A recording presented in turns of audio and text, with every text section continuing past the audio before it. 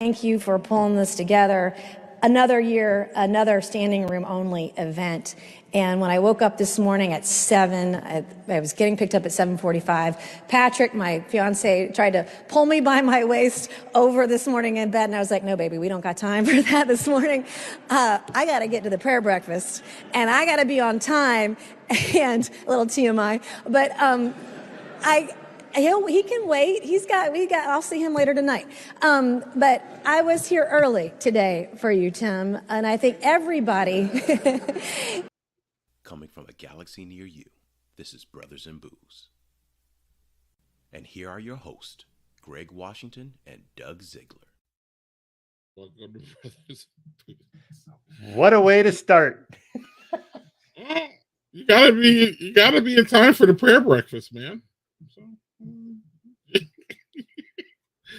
no comment, Doug. You're gonna leave that one go. Well, considering it's at the prayer breakfast, and usually they're always yammering on about the idea of saving yourself for marriage, and they're not married because it's their fiance. I thought that was interesting. Oh, I didn't even pick up that point. I thought our guest would love that one too. Yeah. So we'll let him say it a bit. It looks like he's jumping at the bit there and agreeing with him to talk about it. So we're going to let him talk about it. But before that, y'all, I thought it was perfect. Reddit delivers almost every time, Doug. I'll tell you that. Every time. Yep. It's really, yeah. It was timely. It was like the fourth video when I was scrolling. I was like, oh, this is perfect for Aaron. And what's not? Well, I don't know if it might be perfect for Aaron, but it's probably perfect for you though, Doug. This is a Thistle Scottish Ale. Oh, one of my favorite styles. From, I don't know what this brewery is or where I got this beer. Brewery. It's a mystery beer. Right. That's really respectful, isn't it? But what is respectful is this. It's pretty good. But it's pretty dark for a Scotch ale. Scottish. Yeah. Scottish, not Scotch. Aren't they two different? Aren't those two different styles? This is malty, not really that hoppy. It's very doesn't really have much of a head to it. But it's really, really clear, quick. Meaning it's a nice light drinker. It's great in the summer. I think people get what's the word? Scared away by the color, and they think it's like a heavy beer. It's the same mistake they make for Guinness. But, this is really, really refreshing and nice and light. And I don't know, Daniel, I can't read it. And my glasses are back there, so we'll just have to wait until I get a little break and I can sneak back there. Well, I'm glad you're enjoying it at least, so that's good. I am going to protest the heat wave and go with a stout night. So just a forewarning, folks. And that's our guy Stubbs. Greetings. Yeah, greetings, Stubbs. Good to see you. Ears must have been ringing because you were talking about him back. Yeah, well, I was talking about his appearance in the pool on our show. So yeah. Right. Ears ringing, and he comments. What's going on? So this is a beer I got from Maine from Battery Steel Brewing, which was very close to where Allagash is. This is called Looking for Owls. And man, I'm starting off hot with an Imperial Cookie Stout. So brewed with cookies, chocolate, speckled axe coffee, coconut, brown sugar, and lactose. Okay. That sounds up my alley, does it not? Yes, it does. And what's up my alley is getting old and not being able to read the big printing that says Pittsburgh.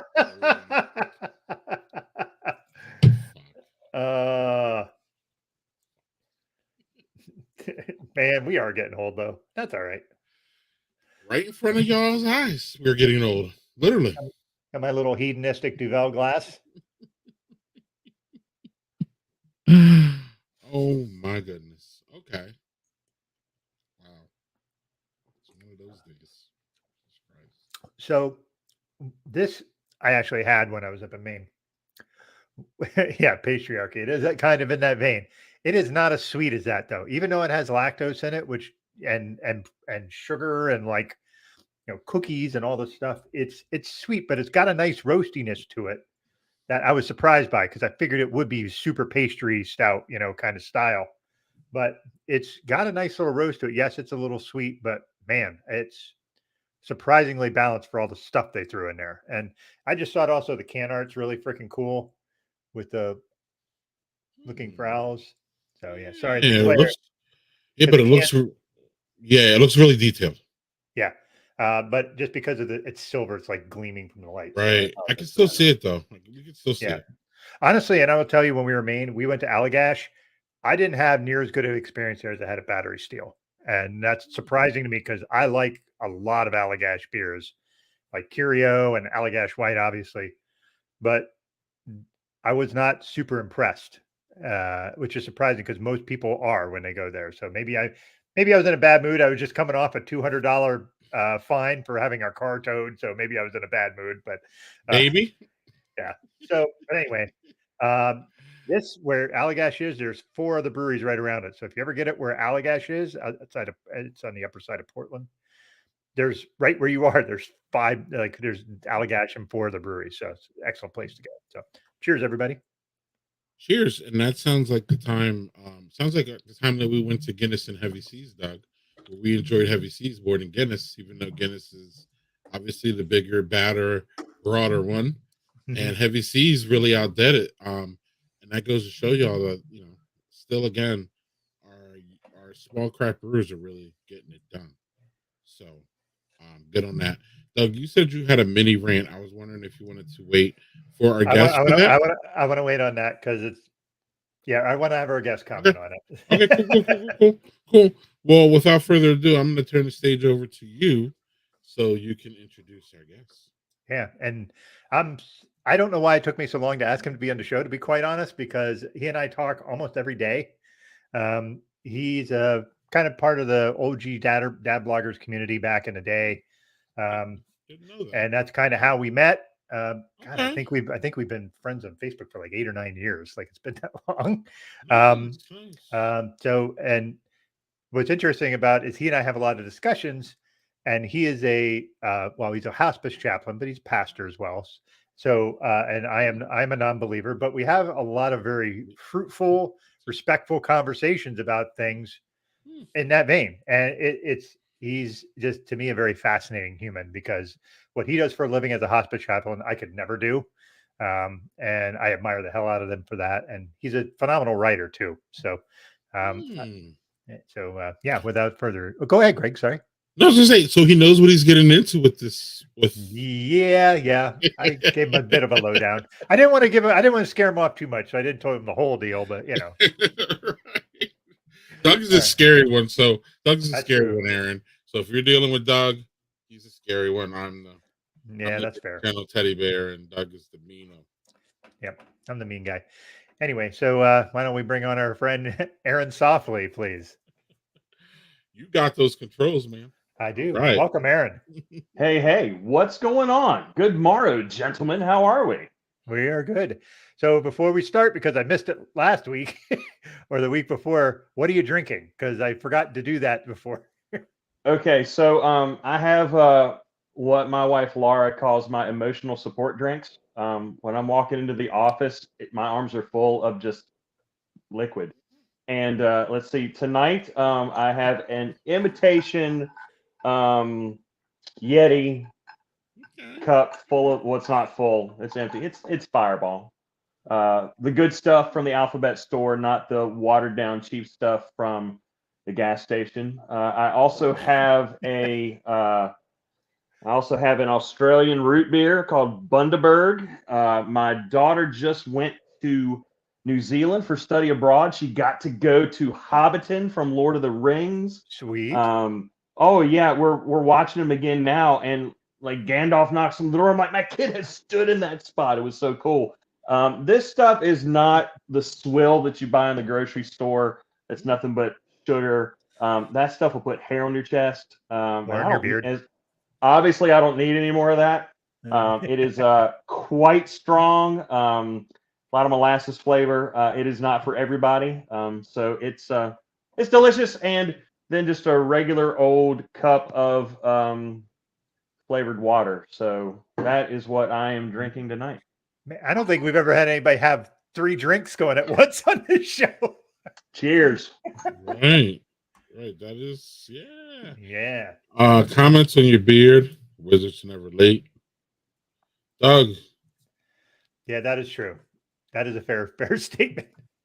Maybe if I just stand really still for 19 seconds, I'll be more scary. Who knows? That's harsh. Doug?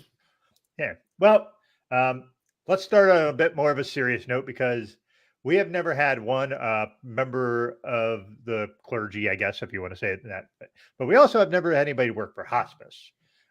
So I don't know how to approach it without sounding morose. So I just wanted to be like, how do you, like, for me, I couldn't do that because that would, I guess you get used to it, but how do you manage that? Is that part of like your faith that you help manage it easier? Or like, how do you manage that?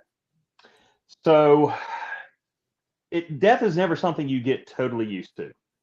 And in my line of work, you don't want to get used to it. If you do, you need to get out because you need to be able to show people grace, compassion, love, because this is the most difficult time of their life and for their families as well.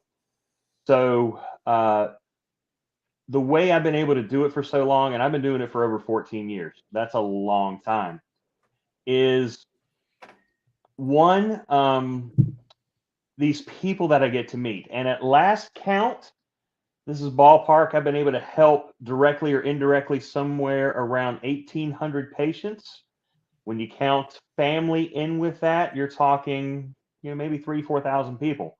Wow. I've helped them through this time. And so just remember, for me, when I go into their homes, wherever home may be, I see myself as entering in on the last chapter of the story of their life.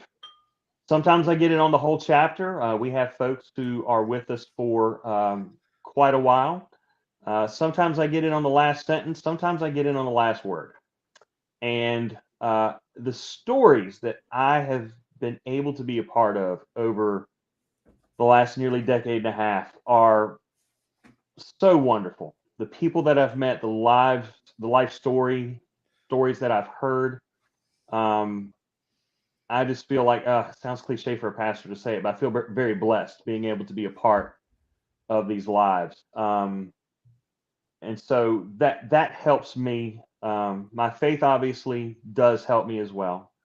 I'm down here in the fraying edge of the Bible Belt, so just about everyone, not quite all, but just about everyone adheres to some form of the Christian faith. And in spite of the differences denominationally, most of us hold to, kind of like the same hope that, this life isn't all there is, and that one day, we'll get to see these folks again. So that helps. And also, you learn how to not take work home with you. That, I think, is the most important part. If I constantly thought about work all the time, and this is true for any profession, you think about work all the time, you are going to get burned out very, very quickly. So work is work and home is home. And I jealously guard my evenings. I don't, we don't go out too terribly much. We spend time here at home with the kids. Sometimes, most of the time, we're like watching a movie. They're showing me these ridiculous videos off this thing called TikTok. That's me. Like. That's me. That is Greg, sir. I send them, and Greg hates when I send them to him. He won't watch it. I like it. And so we do spend a lot of time together, but having that separation helps, because if I couldn't compartmentalize like that, I would get overwhelmed very quickly. Mm-hmm. So there you go. That's how I handle it. And I love being with those people, the ability to kind of share their spiritual, call it what you want, their spiritual burden, sometimes their pain, their sorrow, their grief. I see that as just a wonderful gift to be able to do for people. So That's how I get up every day and go and just hang out and serve dying people and their families. Oh, that was a lighthearted note to start on. So yeah, but honestly, it's something that it's a profession that not a lot of people could do, and not a lot of people do. So it was something I thought it was kind of instructional to kind of get a view on how that works, because it's not something that I've ever had to really deal with. I've dealt with death in my family, but not like where I have to take care of them. So. One other thing that, on a slightly other serious note, and I'm going to shift gears here away from death to life, in that I was wondering if you'd be willing to talk about, like, you and I talk a lot, so I know a lot about your family, and you have two adopted sons who are not the same color as you. So I was wondering if you could also talk a bit about how you raise children who are not of the same heritage as you, I guess, for lack of a better word, in the South. Yeah. So yeah, I know that's a heavier question, and I know we're starting off big, but we'll get to the lighter shit, I promise. That's quite all right. So I got 5 kids. That is why I look really old. There's a trend on TikTok. It may be gone now, where it was like the age filter, and it split the screen top and bottom, and it showed like your current self, and then the age part was up top. And my wife did it, and she looked really old, and my kids did it. They looked really old. They put it on me. I looked the exact same. It didn't age me one bit. So I'm only 45, and I just look ready for the manor now. That's totally fine. I'm ready okay for with the it. manor. And if I told my kids, if you put me in the manor, there will be no inheritance, because guess what? The manor's going to get the inheritance. So yes, it will. They will. So we made 3 daughters the old-fashioned way. My 3 daughters are now 21, 17, and 13. And just years ago, my wife has always just felt the pull to adopt. And there were just some, call them what you want, coincidences, God trying to get some attention, just some things happened that kind of came together at the same time that kind of convinced me, yeah, we need to do this. A lot of it has to do with the pro-life movement here in America. That is a whole other question in and of itself, that if you ever want to dive into it, we totally can. But one of those things is, folks, if you're going to be pro-life, you need to be doing some stuff instead of just ranting on Facebook and voting a certain way. You need to take some action. So we looked into adopting through the foster care system. And I think the stats are about the same. Doug, we did a podcast about 4 years ago. I think the stats are about the same. We did it on this issue that there are roughly between 400 and 500 children right now in the foster care system. If one family, just one from every church in America, just one family from every church in America took in one kid from the foster care system, the system would empty overnight.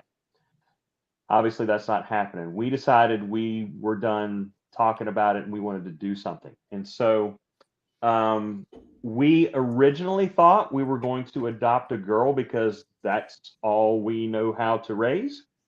So we're like, yeah, let's adopt a girl. And so as we got talking, we're like, we found out more. Sibling groups are very difficult to get folks to foster and adopt. And we thought, you know what, we've got the room in the house for it. Let's go ahead. And so we told our caseworker, and they said, hey, we have got 2 brothers that their cases going forward with adoption, because with foster care, reconciliation is always the goal until it cannot be. And so these guys were ready for adoption, and so we met them, and immediately we're like, okay, yeah, this is probably the direction we're going to go. And they came and stayed with us. We fostered them, and then we adopted them. They are now 9 and 8. and they are preset to destruction, and the volume is up to 11 constantly. Like, I was fussing at them earlier, like, guys, I'm getting ready to do this podcast. You gotta shut the hell up, please. They're watching. Oh gosh, they made fun of me for this. Naruto. Some anime. I think it's Naruto. Daniel will know. He's our anime expert. So there we go. So they're watching that. They're cool. But the question is an absolutely valid one, and we have learned as we went. Where to start on this?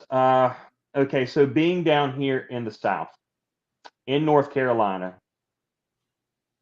Naruto. Okay, Naruto. Got it. Pitt County, North Carolina, where we are at, was the biggest slave-holding county in North Carolina in the antebellum South. So there is definitely a history here. And when we go out in public, always, we get the stares. And we've learned to just kind of ignore them because it's just going to happen.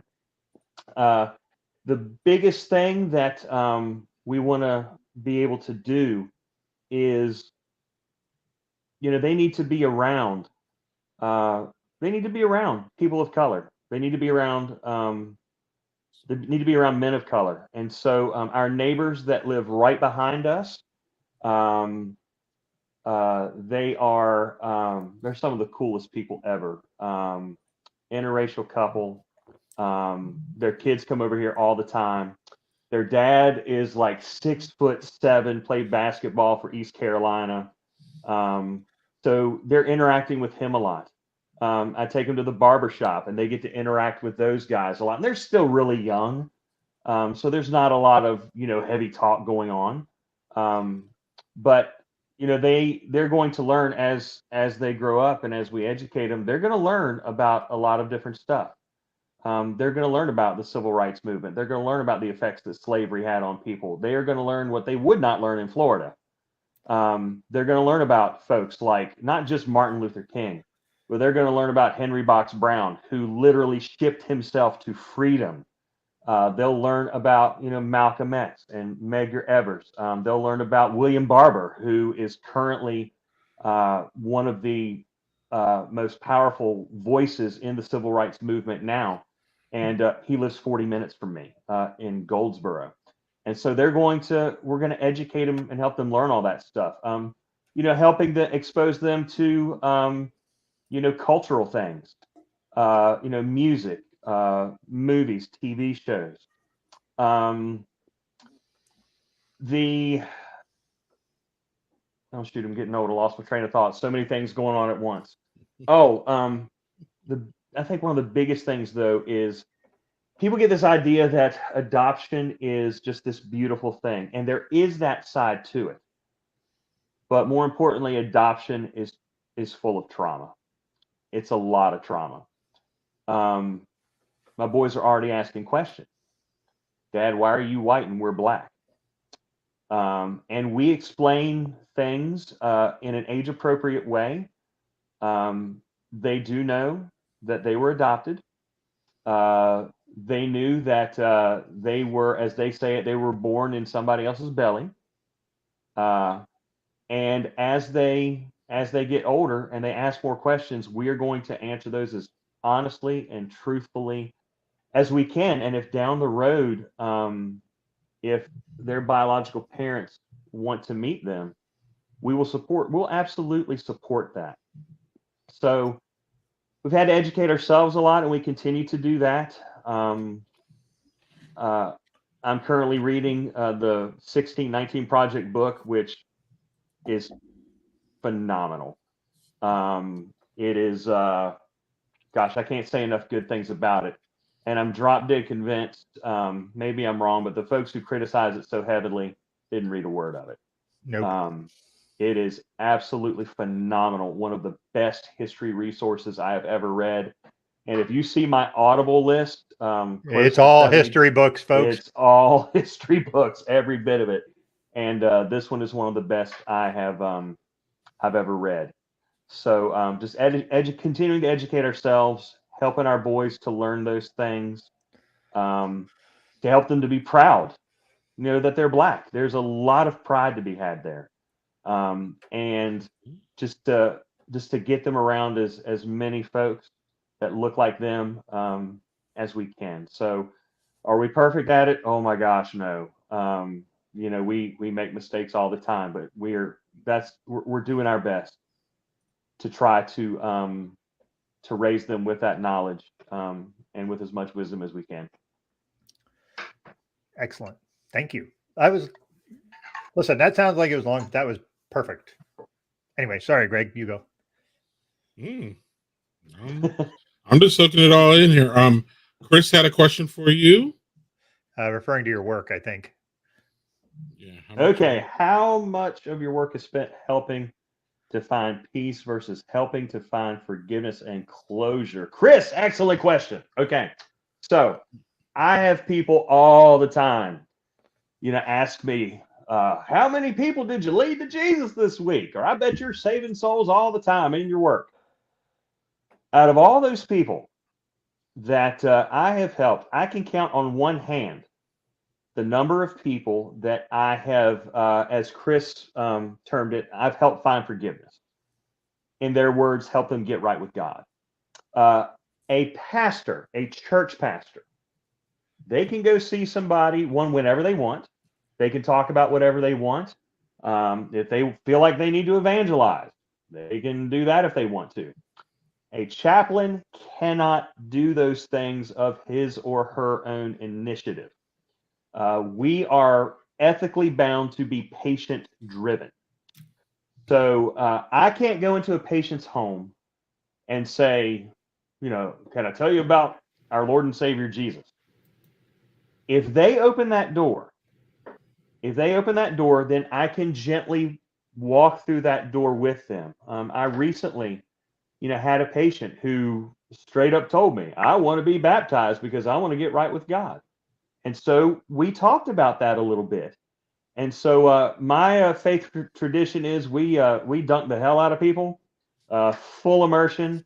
But she couldn't do that for medical and safety reasons. I could not ethically do that. So what we did was we just wrapped a towel around her, and I got a basin of warm water and a washcloth, and just wrung it out over her head, and we sprinkled her.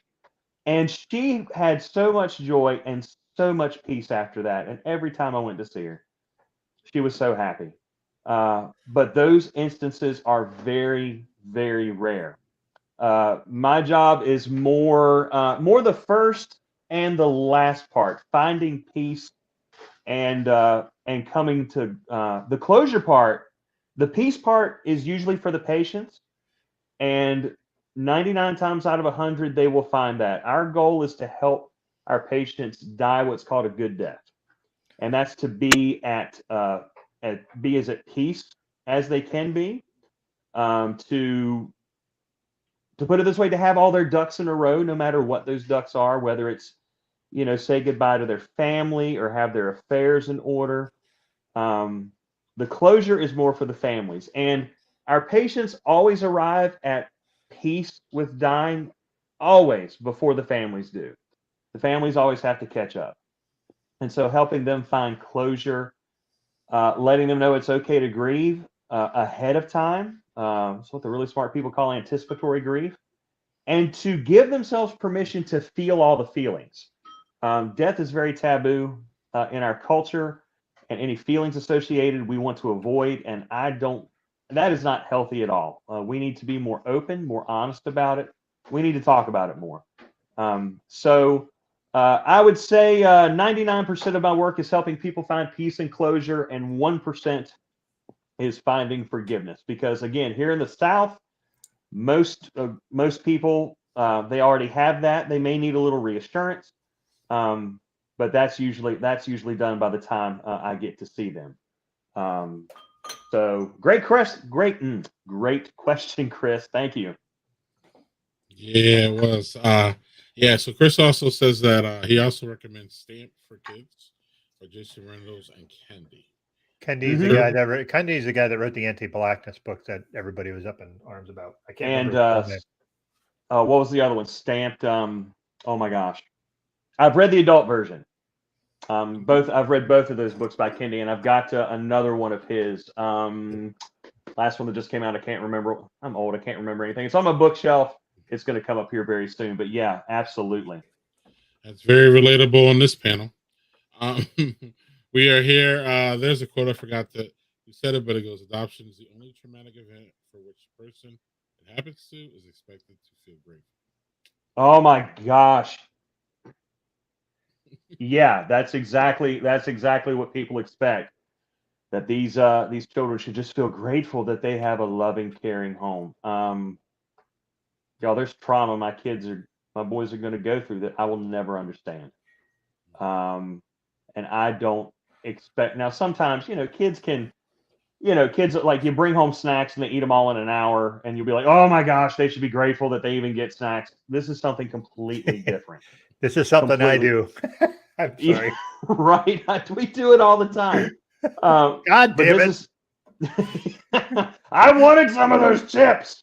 Or I got a story about that, but go ahead. Yeah. So it's exactly right, and it shouldn't be. I don't expect my boys to be grateful that we're caring for them or raising them. That's not what we expect at all. And that's something that needs to be addressed. So thank you, Jeff. How long ago did you adopt your boys? Questions. Let's see here. The picture is hanging in my office of that day. It was September of 2017, I believe. So 6 years. Just about 6 years ago. Yep. Mm-hmm. Okay. Mm-hmm. So they were really young, or toddler. Yeah. The Cyrus, the oldest, was 2 when he came to live with us. And Alex, his brother, was 9 months when he came to live with us. Mm-hmm. Yeah. Yeah, and your kids were not that small anymore, so you were like all out of the diaper phase and all that stuff, and you just jumped with both feet back into it. Yeah, Doug, we've had a couple of these on the stream over the years. We always we're like, nah, that's good. I mean, we love it. It's a great story. I mean, it's a great story and a great life. It's it's a story that you tell her, but literally, you're living it. And Doug and I are over here like, nah, these kids got to get out. Well, I just yes, no, yes, I feel that too. I feel that too. But I joked about the manor earlier. I got so many kids because now I have a better chance that one of them is going to feel sorry for their old man and let me come live with them. So I don't have to, go to the manor. And I joke about it, but I see this a lot. No disrespect to anybody who has to make that choice. It's a difficult one that families have to make because there's a financial burden there because a lot of that is private pay unless you qualify for Medicaid. So difficult choice to make. I hope my kids don't have to make that. Well, one of the things that you said when you were talking about your sons kind of struck at me, and I have to pick at it a little bit, and not pick at it. I mean, not in a bad way. I mean, in a fun way or in a good way. You specifically said that, and I agree with this wholeheartedly, 1000%. That we have to do the best we can to get them around other Black folks. And I was thinking the immediate thing I said, and the audience probably saw, but maybe you didn't. I said we all need to hang around more Black folks, and I was joking about that. It was a joke kind of thing, but it was actually a real thing. Because and I'm including myself actually, me first.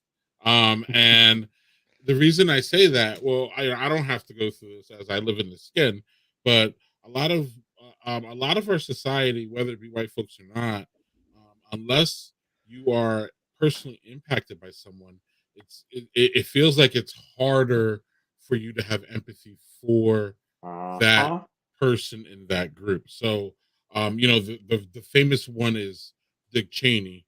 Everybody knows that he was anti-gay until his daughter came out, and then all of a sudden, Dick Cheney was no longer anti-gay and was he wasn't necessarily running around screaming gay rights, but he he absolutely backed off in his harsh rhetoric that he was told to say by somebody else. That's my opinion. So, or so that's why people having black friends is a real thing. I mean, it's easier said than done given location, and sometimes us black folks aren't really open to white friends because we don't know or we don't understand the motives sometimes. So there's a lot of that going on. And I wish you luck. But you did, in my opinion, again, no judgment here, but from what I know, you're absolutely saying the right things as far as getting them around people that look like them so that they can have that experience of being able to share those experiences with them. Yeah. Cool. It wasn't a question, but if you have a comment, I'll let you roll. Bro, I got stories galore about that. Gosh, I'll just tell one. So on the weekends, people ask me all the time if I pastor a church. I do, but it does not look like a regular church. 13 years ago, I was invited to go to the poorest part of our city on the western side and participate in a breakfast ministry that a couple of guys were doing. They just cook up some pancakes, and whoever wanted to come from the neighborhood to eat could. And the first Saturday, there were 5 of us. And over the next couple of years, it grew to about half a dozen churches sending volunteer teams, and we were serving about 140 people a Saturday. And when I first started, I was still very politically conservative. And man, just like you said, getting around and just listening to, that's the important part. Listening to people and being there consistently over a long period of time opened my eyes to a lot of stuff and changed my mind on a lot of things. We'll just say that I am no longer right anymore. I have ran very far left on a lot of those issues.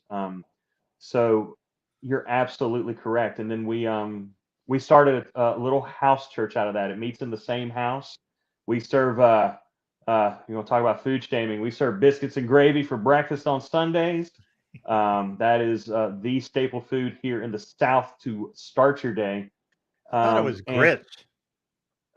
Somewhat. That can be, but I'm not a huge grits fan. I don't like wet Wow. You might get your Southern Carver votes for that. Nah, I doubt that. I eat scrapple, so I'll get it right back. That's like a Amish thing. So I thought.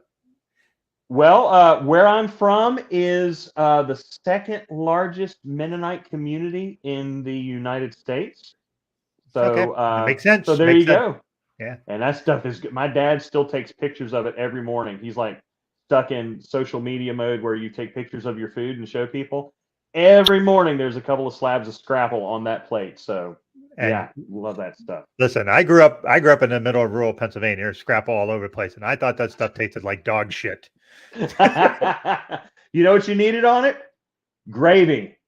You needed gravy. So yeah, we serve breakfast every Sunday to them, and whoever Greg, wants. We can't hear you. Leave and y'all start food shaming. Yeah, he was talking about the food ministry he was doing, and then they talked about biscuits and gravy, and I thought it was grits was like what you started. And he said, no, I'm not a fan of grits. And then I said, well, then you lose your Southerner card. And he said, not really. So yes, he does. He does actually, but he doesn't. He doesn't. Look. You don't.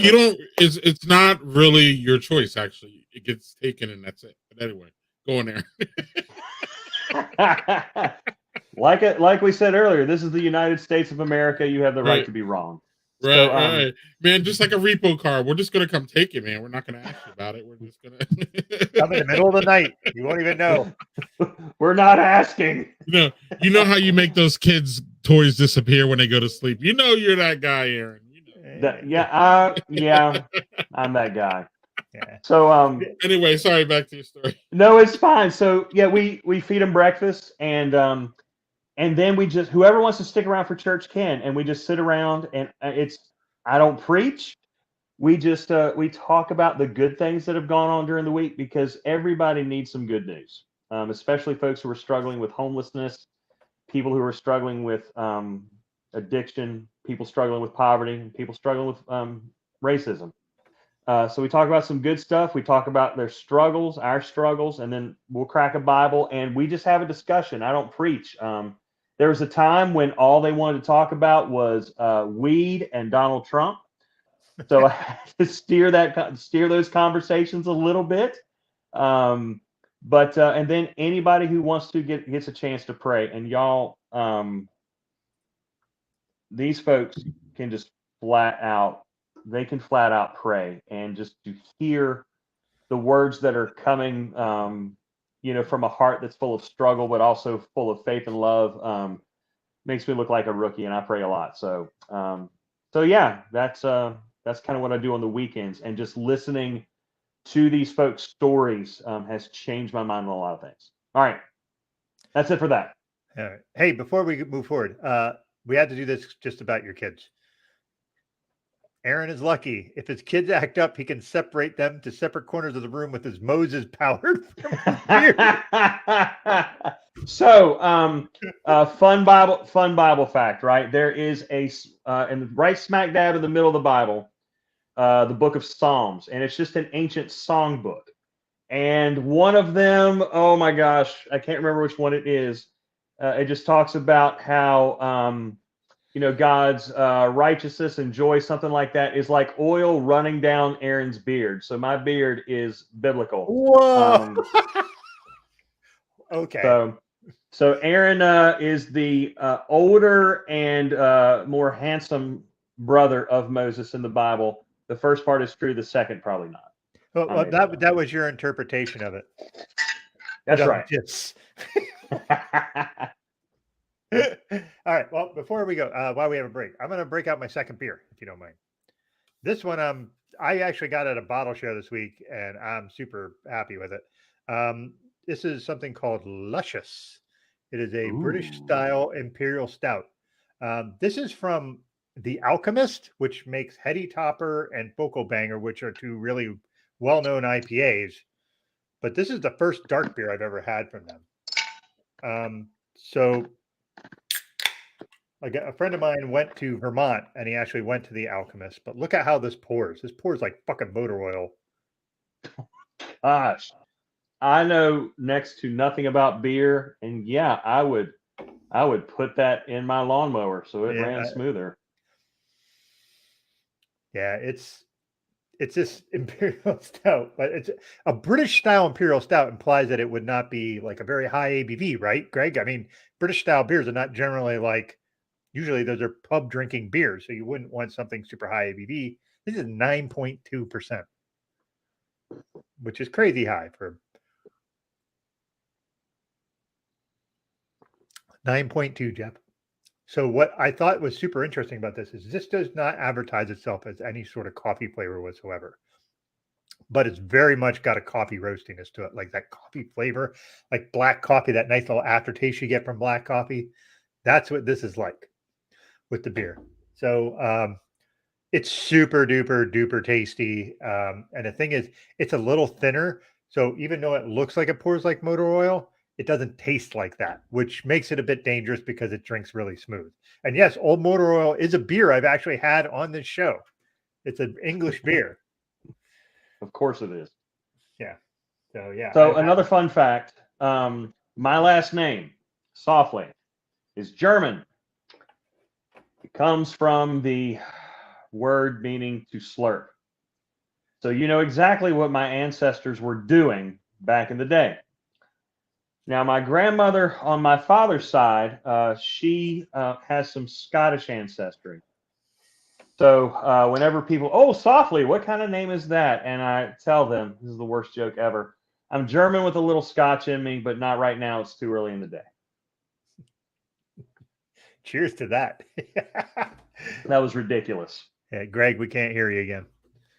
Cheers to that. And also cheers to the Bonilla money. Bonilla, Bobby Bonilla. Mm-hmm. Every year they brew a beer that comes out around the day that Bobby Bonilla gets his check from the Mets. That's going to end soon, right? Like he's coming up on Something year 25? like that. Yeah. God, what amazing contract for Bobby Bonilla, but what a dumb contract for the fucking Mets. and they're all over the place. There's a ton of these contracts out there. I've just learned that recently. Doug, what a good beer from Venture.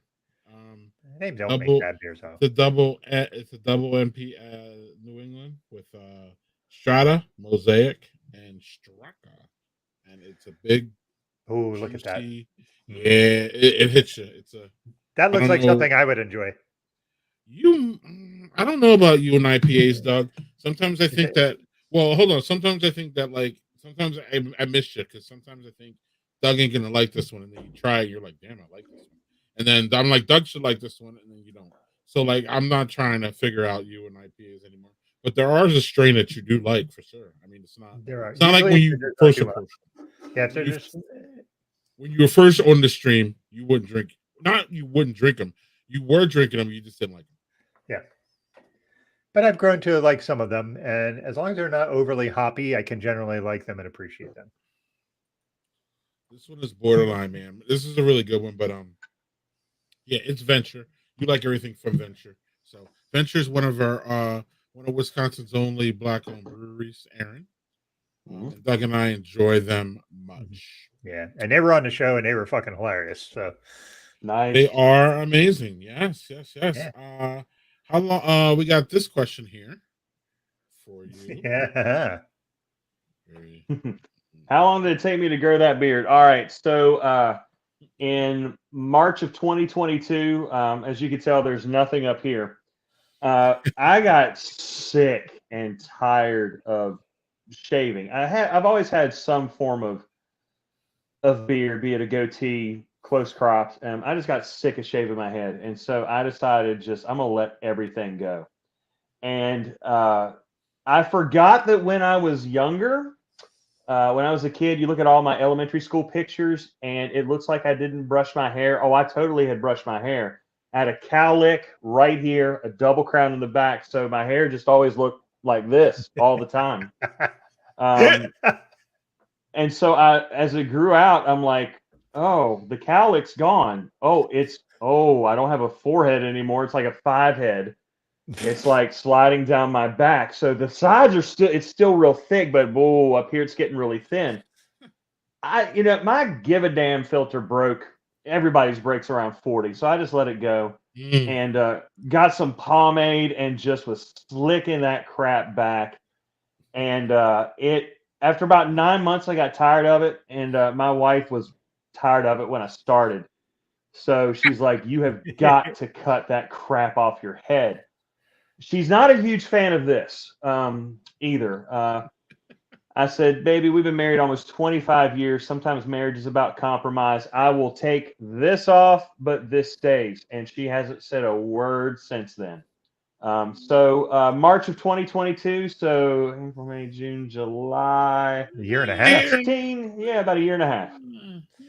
Yeah, I grew a beard. I had a beard that I grew for a year, almost a year. It was just shy of a year, and it was maybe to here.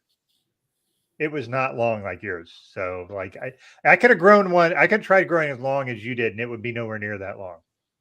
It's all about two things: genetics. People ask me all the time, how do I grow a beard like that? If your dad could do it, and your granddad could do it, and maybe your grandma. My grandma could grow a thick goatee when she was about 102 years old, bro. You can do it, but if they couldn't do it, there is nothing in the world that you're going to be able to do to get it to happen. So it's 99% genetics, and then there's something called terminal beard length, where it will only grow so long. Now you can bypass those things with certain like conditioners, oils, things like that. So yeah, yeah. Let's see. My dad's hair started thinning really early. I had a high school classmate whose hair was thinning my senior year. My uncle, dude, was slap ball by the time he was like 21, and my little brother, God bless him, about the same thing. He can grow a beard just as thick and just as long, but I still have a little up here. He has nothing, so he's got to keep it closely shorn up there. I keep it closely shorn by choice, but now nature's just taken most of it away, so I accept that. It's just one step closer to death. Yeah, okay.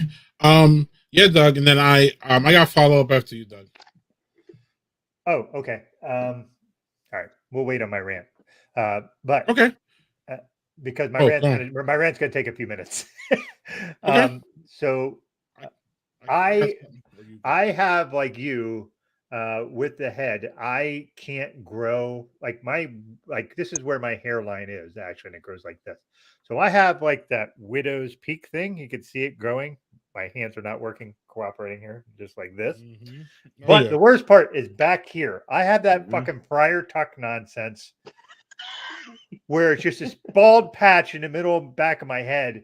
And if my hair gets long at all, it looks so bad.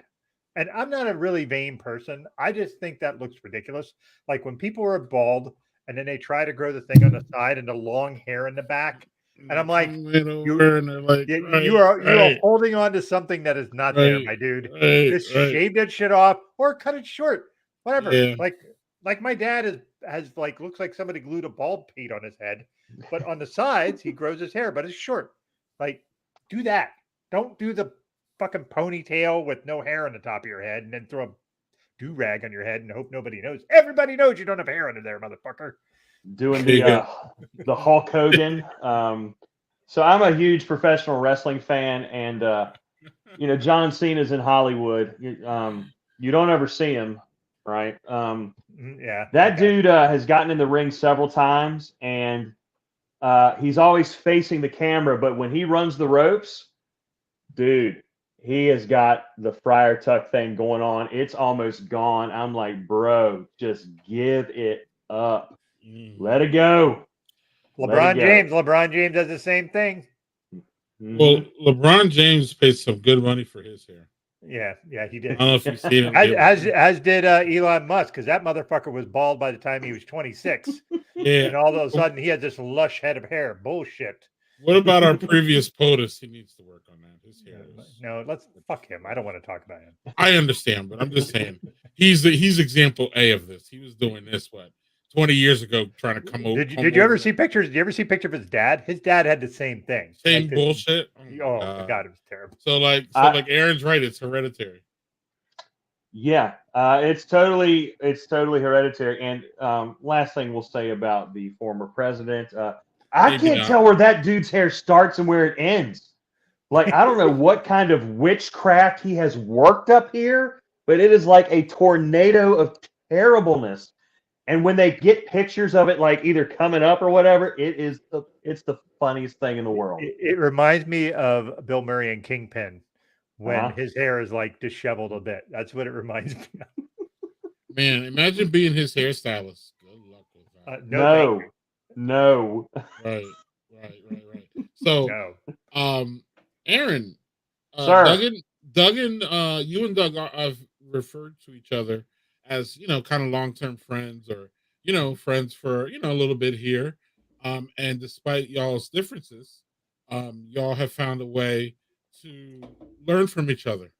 I don't know if y'all have really, and y'all can speak to this yourself, whether, there have been things that changed your mind, but one of the things that kind of jumped off at me that you mentioned to me earlier this week is about how your views have changed over time. And I keep telling my boys that there's not, if on a lot of things, not everything, but like, you have to give yourself grace for when you want to change your ideas. You can't be so cemented in. And what I'm referencing is here, y'all, before I get to my question, I'm going somewhere with this, y'all. Give me a bit. Is Doug and our friend Jay used to do a podcast. I believe they are officially on hiatus. Doug can speak to that in a second here. But called the Parental Dadvisory. Very entertaining, y'all, and it's still out there. I think I binged the whole series in like one road trip to Montana. I don't know if you remember that, Doug. But this was one of them. And I was really, really excited. It was I think it's episode 4 of season 1, right, Doug? I believe so, yes. Yeah. So I had to listen to 3 of them before I got to the 4th one, but I knew the 4th one was coming because Doug told me about it, and he was just excited for y'all to have that conversation. So first of all, I want to plug that. If y'all want more Aaron, there is more there with Doug, and we'll get to that at the end. We'll talk about Aaron, where people can find him in his writings or anything else about Aaron. But that's a good place to find Aaron. In that conversation, in our pre-production conversation, y'all, I was talking to Aaron about how I love that podcast. I don't remember it like 100%, but I remember enjoying that 45 minutes in the car, just listening to y'all having that banter. You mentioned that you are, well, these are my words, not yours. You are a different guy than you were back then. And you see some things differently. Would you like to expand on that a little bit? Because I thought it was fascinating. Yeah, absolutely. So I went back and listened to the podcast today, and it was a great conversation, but I kept referring to myself as a conservative pastor, mainly politically speaking. And it was around that time that things started really, really changing. I wasn't as conservative as I was, but it wasn't long after that that I started going way left on a lot of things. Issues of race. The things I said in this podcast about abortion, I think a lot of them I still hold to. Like personally for me, I would say I'm pro-life, but pro-life for a lot of things. Not just babies, but on capital punishment, which I've changed my mind on that. There's a lot of issues in the American justice system when it comes to death row, a ton of them. So I changed my mind on that. I have changed my mind on things like, speaking of hospice, the right to die a death of dignity, or to use the big word, euthanasia. I've changed my mind on that. I have seen so many people suffering with illnesses that rob them of their dignity, rob them of everything. And I personally think people deserve to die with dignity. And people will be like, oh my gosh, God does not approve of that. Give me a book, chapter, and verse on it. I can't find that anywhere. And I'm sure a lot of my friends that I went to college with would be like, oh my gosh, he believes that now. Yeah, I do. The LGBTQIA plus issue, changed my mind on that. Recently did a week-long Facebook series on why I am now affirming. That was a wild week. It was quite wild, but it was good and it was needed because of all the rhetoric that has really just amped. It's always been there, but it's really amped up this year from what I've seen. And just seeing people who claim faith in Christ to dehumanize other people who they claim to believe are made in the image of God, just dehumanize them, call them horrible names. I'm like, nope, that ain't right. And so I wrote that series and just kind of highlighted how it took me a good half decade to change my mind totally on that.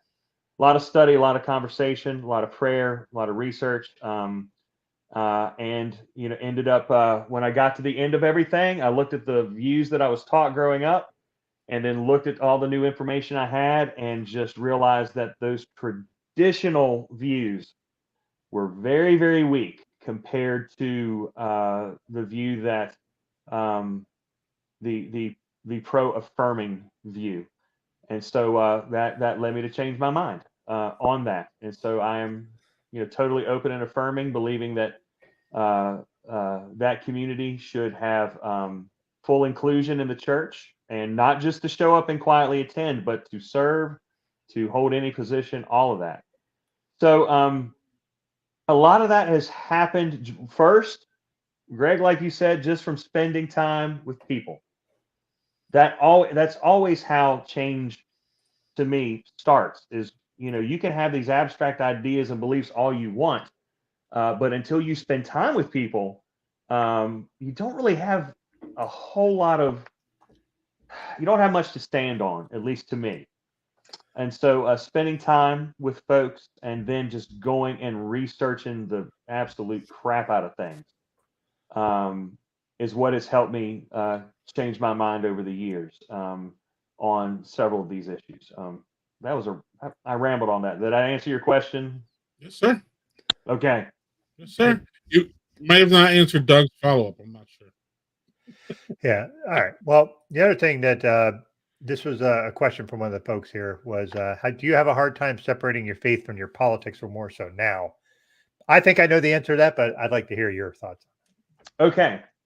So I have gone back and forth on this a lot over the years. I used to be completely apolitical with my faith, that Jesus has nothing to do with politics at all. And yet, when you go in and look at the history and the background of the first century in Palestine, in Rome specifically, their politics were about as crazy as ours, maybe even more so. And the first verse of the Bible book of Mark, it's one of the biographies of Jesus.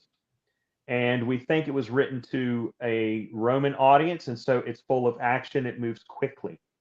A lot of things that Jesus did. He did this, boom, boom, boom, boom. The very first verse says, "This is the gospel of Jesus Christ, the Son of God." Now, we have spiritualized that in the church, how Jesus is part of the Trinity and all that.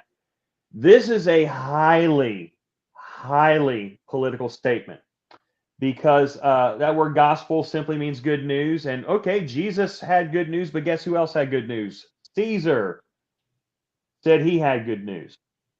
Jesus is called the Son of God. Guess who else was called the Son of God? And that developed through the first century. Caesar was referred to as the Son of God. And so what you've got here is a clash of kingdoms.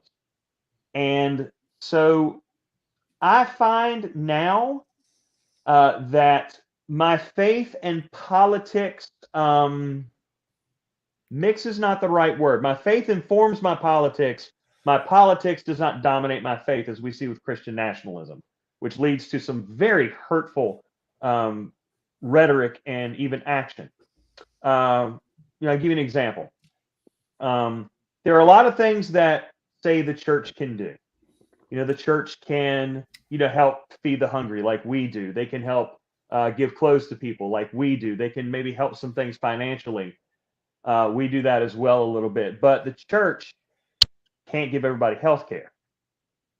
There's only one way for everyone to have access to health care, and that is, call it what you want, universal health care, single payer. And so my faith informs me that those who struggle with illness, those who struggle with sickness, are not experiencing the life that they want to, life to, as maybe Scripture will put it, life to the full. And if people don't have access to it, or if costs are prohibitive, and y'all, we live in a time and a system where if we have to have something even minor done, the first thing we think of is, how much is this going to cost me? Yep. How much is it going to cost? And people make life and death decisions about this every single day. And it shouldn't be that way. My faith says that, as it informs me, that we challenge Caesar. We challenge our politicians. We challenge our governments to be more humane, to do things that are for the people. Our government claims to be by the people and for the people. Do what is best for people. Do what is in their best interest. Do what will help them the most. I know, and I used to believe that that shouldn't be that way. That churches should be taking care of charity and things like that. So I don't remember where I found the study, but years and years ago, a nonprofit did a study on how much the church in America would have to contribute to cover the cost just of the cuts to, it was either all entitlement programs or Medicare, something like that. The proposed cuts that Donald Trump wanted to make. just take a guess at how much every single church in America, regardless of size, would have to give and add to their budget every year just to cover the cuts. Throw one out there. $1 million. Not quite. $750,000 $750,000 per church, no matter the size. Per church, no matter the size. Jesus. We don't take up an offering. My church is full of people who struggle with poverty. We don't take one up. They need to eat. They need to pay rent. All that stuff. There's no way we don't have a budget. And so that just showed me, oh gosh, okay, the church can't do everything, but there are things that the government can do that that the church cannot, that can benefit people. But at the same time, we do not want to mix our faith with our politics in such a way that politics becomes the main thing, like Christian nationalism. The Bible from front to back shows the dangers of empire. And how do empires act? Empires are all about conquest, domination, wealth, influence, and power. And they will do whatever they can to have those things. Our country is no exception. We could spend a whole podcast on that by itself. We have done so much harm to so many groups of people in our quest to be the world's #1 superpower. And the church is to call that out and to speak truth to that power. But we're also to live in such a way that we contradict that. You know, instead of pursuing wealth and power and influence through any means necessary, we are supposed to pursue humility and grace and compassion. Instead of being served, we are the ones who are supposed to serve. We look at Jesus's example of, you know, how he served others. When he saw sick people, he healed them. When he saw hungry people, he fed them. When he saw dead people, you know, the Bible says that he raised them. And, you know, in his death, you know, I grew up being taught, you know, Jesus died for our sins so we could go to heaven. Okay. I still think that's part of what my faith is. But he did a lot more. He dies the most shameful death in the Roman government. Crucifixion is reserved for people who commit treason. So the worst of the worst criminals. He dies. Does that mean we can put Donald Trump on a cross? Because that would be awesome. Sorry. I'm going to say no because I'm supposed to love our enemies. You do what you want. You do what you want, Doug. Okay, fair enough. But he dies a death committed by the state. Okay. And he dies a very violent death. But then 3 days later, okay, and I know this is the weirdest belief that Christians have. We believe that Jesus raised from death. If the state puts you down and you raise from death, what kind of power does the state have over you? Not a whole lot. If violence puts you down and you raise from death, what kind of power does violence have over you? Not a lot. None. And so we as followers of Christ are supposed to follow his example and work to make peace. And sometimes that involves some difficult confrontation. We are supposed to, you know, pursue peace, to love people, even our enemies, which is very, very hard to do. And as we do that, we show that the kingdom of God is also here, and that it's another way, and we think a better way than the empires of the world, who you give them full vent to do what they want. It's always going to end in death, destruction, and oppression.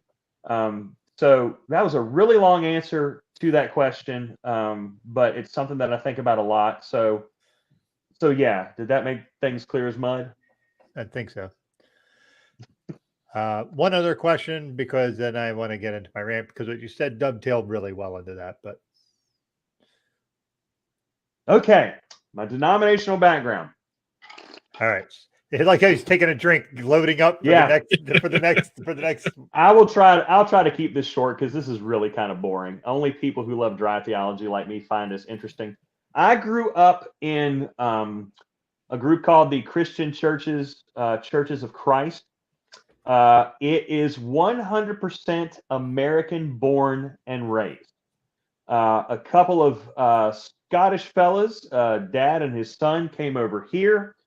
They were Presbyterian, and not just Presbyterian, but you'll see like First Baptist, Second Baptist. This is what they were. They were, oh gosh, it was so many things. Old Light, Anti-Burger, Seceder, Presbyterians. I don't know what any of that means anymore. Okay, if there's Old Light, then what else is there? There's New Light. If there's Anti-Burger, I don't think they mean cheeseburger. It's something else. If there's Anti-Burger, there's also Pro-Burger. That's how splintered the Presbyterians have become. I'm very pro-burger. I'm pro-double cheeseburger, chili cheeseburger with bacon, right? Stop. Neither of us can have that. Stop. You're torturing us. I am now a diabetic, so I could only take a few sips of the Bundaberg, so I hear you. So they come over here, and they are born in the age of the Enlightenment. Reason is the big thing. And so the dad did a few things, but the son, Alexander Campbell, thought if we could just reason our way through the scriptures, then we could all be united and denominationalism could go away. Guess what didn't happen? That didn't happen. He tried working with the Presbyterians, they kicked him out. He tried working with the Baptists, they kicked him out. So eventually he met a few other guys who were thinking in similar ways. And eventually what is born is this religious movement in America that is the fastest growing religious movement in the second half of the 19th century. Here is where it gets just ridiculous. And seriously, this is ridiculous. In 1859, a fellow by the name of L.L. Pinkerton, a pastor of a Church of Christ, brought an organ into his church and played music. Music, Douglas. Not that organ. It's not a bald spot. It's a solar panel for a sex machine. He brings an organ into the church. That's in 1859. Ooh, guess what happens 2 years later? The Civil War. After that's over, the northern churches prosper. Southern churches are impoverished. The northern churches, guess what they do? They bring in organs. The southern churches can't have the organs. So guess what they did? They made it what's called a test of fellowship. In other words, the southern churches are like, if you have an organ in your church, you're going to hell. It's the most ridiculous thing ever. And in 1906, it caused an actual split in my tribe. It's the most ridiculous thing I've ever heard, right? And then a little later, in the 60s, another branch split off, the Disciples of Christ. And so we've always said that we're not a denomination. Yeah, we are. We are. There's some part, like we don't have a national leader or a national headquarters, but we really are. I appreciate what I grew up in. The folks that invested in me, my Sunday school teachers, my pastor growing up, I still have wonderful memories of them, and they were very loving people. They cared about the members of their church. They cared about us kids there. They wanted us to have a strong faith. But again, my college friends who might be watching this, they're going to be like, "Oh, he's really gone off the deep end."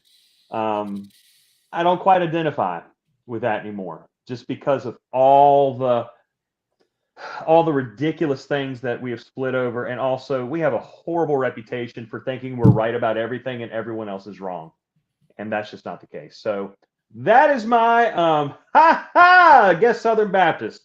That would be an X. No, not Southern Baptist. No, thank not God. quite that. Yeah, we've had that discussion before, but yeah. Mm-hmm. Yeah. Excellent question, by the way. Thank you. Yeah. So let's get to my rant that I don't think is going to, hopefully will not be terribly long. This kind of dovetails into your idea of religion and politics not combining. And what this brought this up was this video on TikTok where this guy was talking. He's in Ohio. And he's talking about the idea where somebody commented like, I don't want cities deciding what my rural town has to do. Okay, so I grew up in super rural Pennsylvania, and I heard this shit all the time as a kid. And all I heard was in rural PA, I don't want the people in Harrisburg deciding what I'm doing here in Herndon, which was the town I grew up in, which was 400 fucking people. That's a small town, Jason Aldean, not your fucking I was Macon, waiting Georgia, on it. you motherfucker. That's a small town. But anyway, that is something I heard all the time. And it used to infuriate me because even then, when I was a teenager, I didn't know shit about politics or anything. All I kept thinking was, we're democracy. If people vote for something, guess what? That's what should happen. That's how democracy works. Majority rules. Except in our democracy, and I'm going to use quotes on that shit, majority does not rule. The minority rules. Mm-hmm. Because Republicans have done all they can to gerrymander the fuck out of everything, make things hard. They have done everything to put them being able to institute their positions of power because they have no policies that appeal to people unless you are a Christian nationalist. So unless you're a Christian nationalist, you don't have any policies of the Republican Party that you can't convince young people unless those young people were indoctrinated from a young age. Nobody comes to become a Republican unless that doesn't happen anymore. Like it used to be, the Republicans would rely on people getting older and aging into conservatism, and that doesn't happen anymore. It doesn't. I'm 50. I'm 51. I'll be 52 in September. I have gotten more liberal as I go on because I see all the shit going on. But what really fucking infuriates me is this idea that rural towns should have more of a say than the fucking cities that are the majority of the population. The majority of the population should be the ones that determine the policy. Now, I'm not that, and they hold up, like the guy made the point that cities are not a monolith.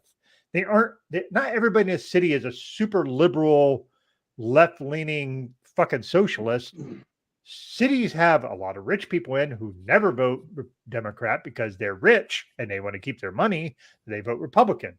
There is a cavalcade of folks in cities that do not vote Democrat.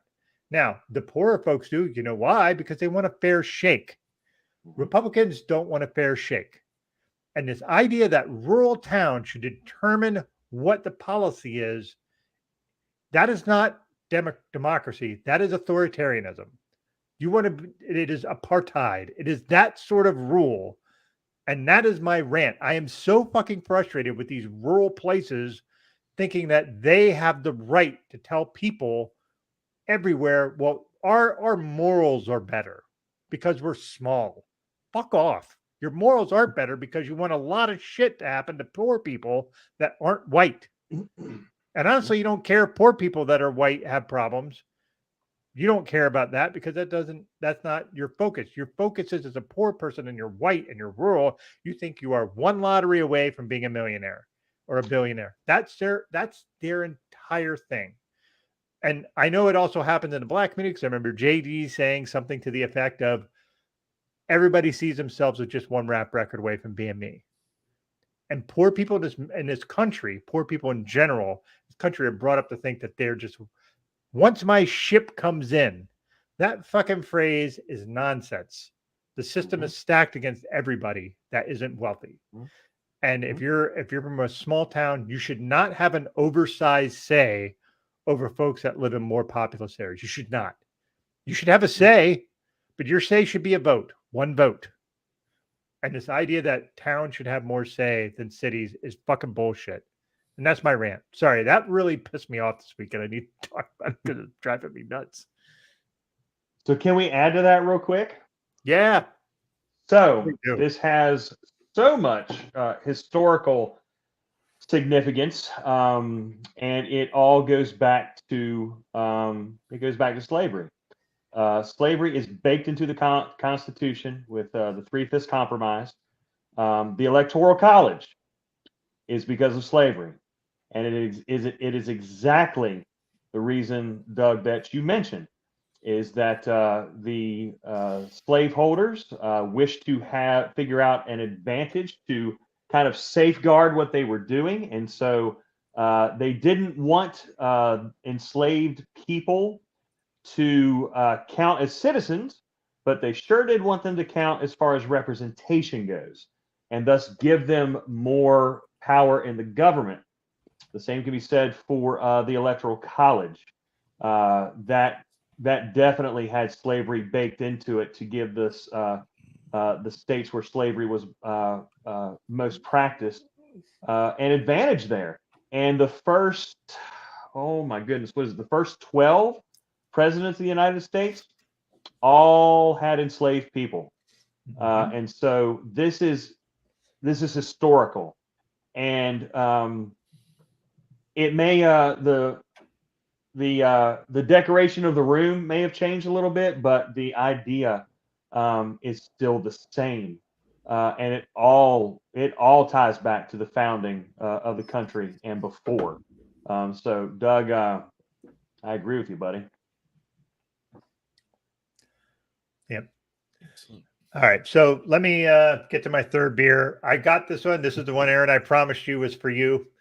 And then we need to get silly because we've been pretty heavy this whole show. Yeah.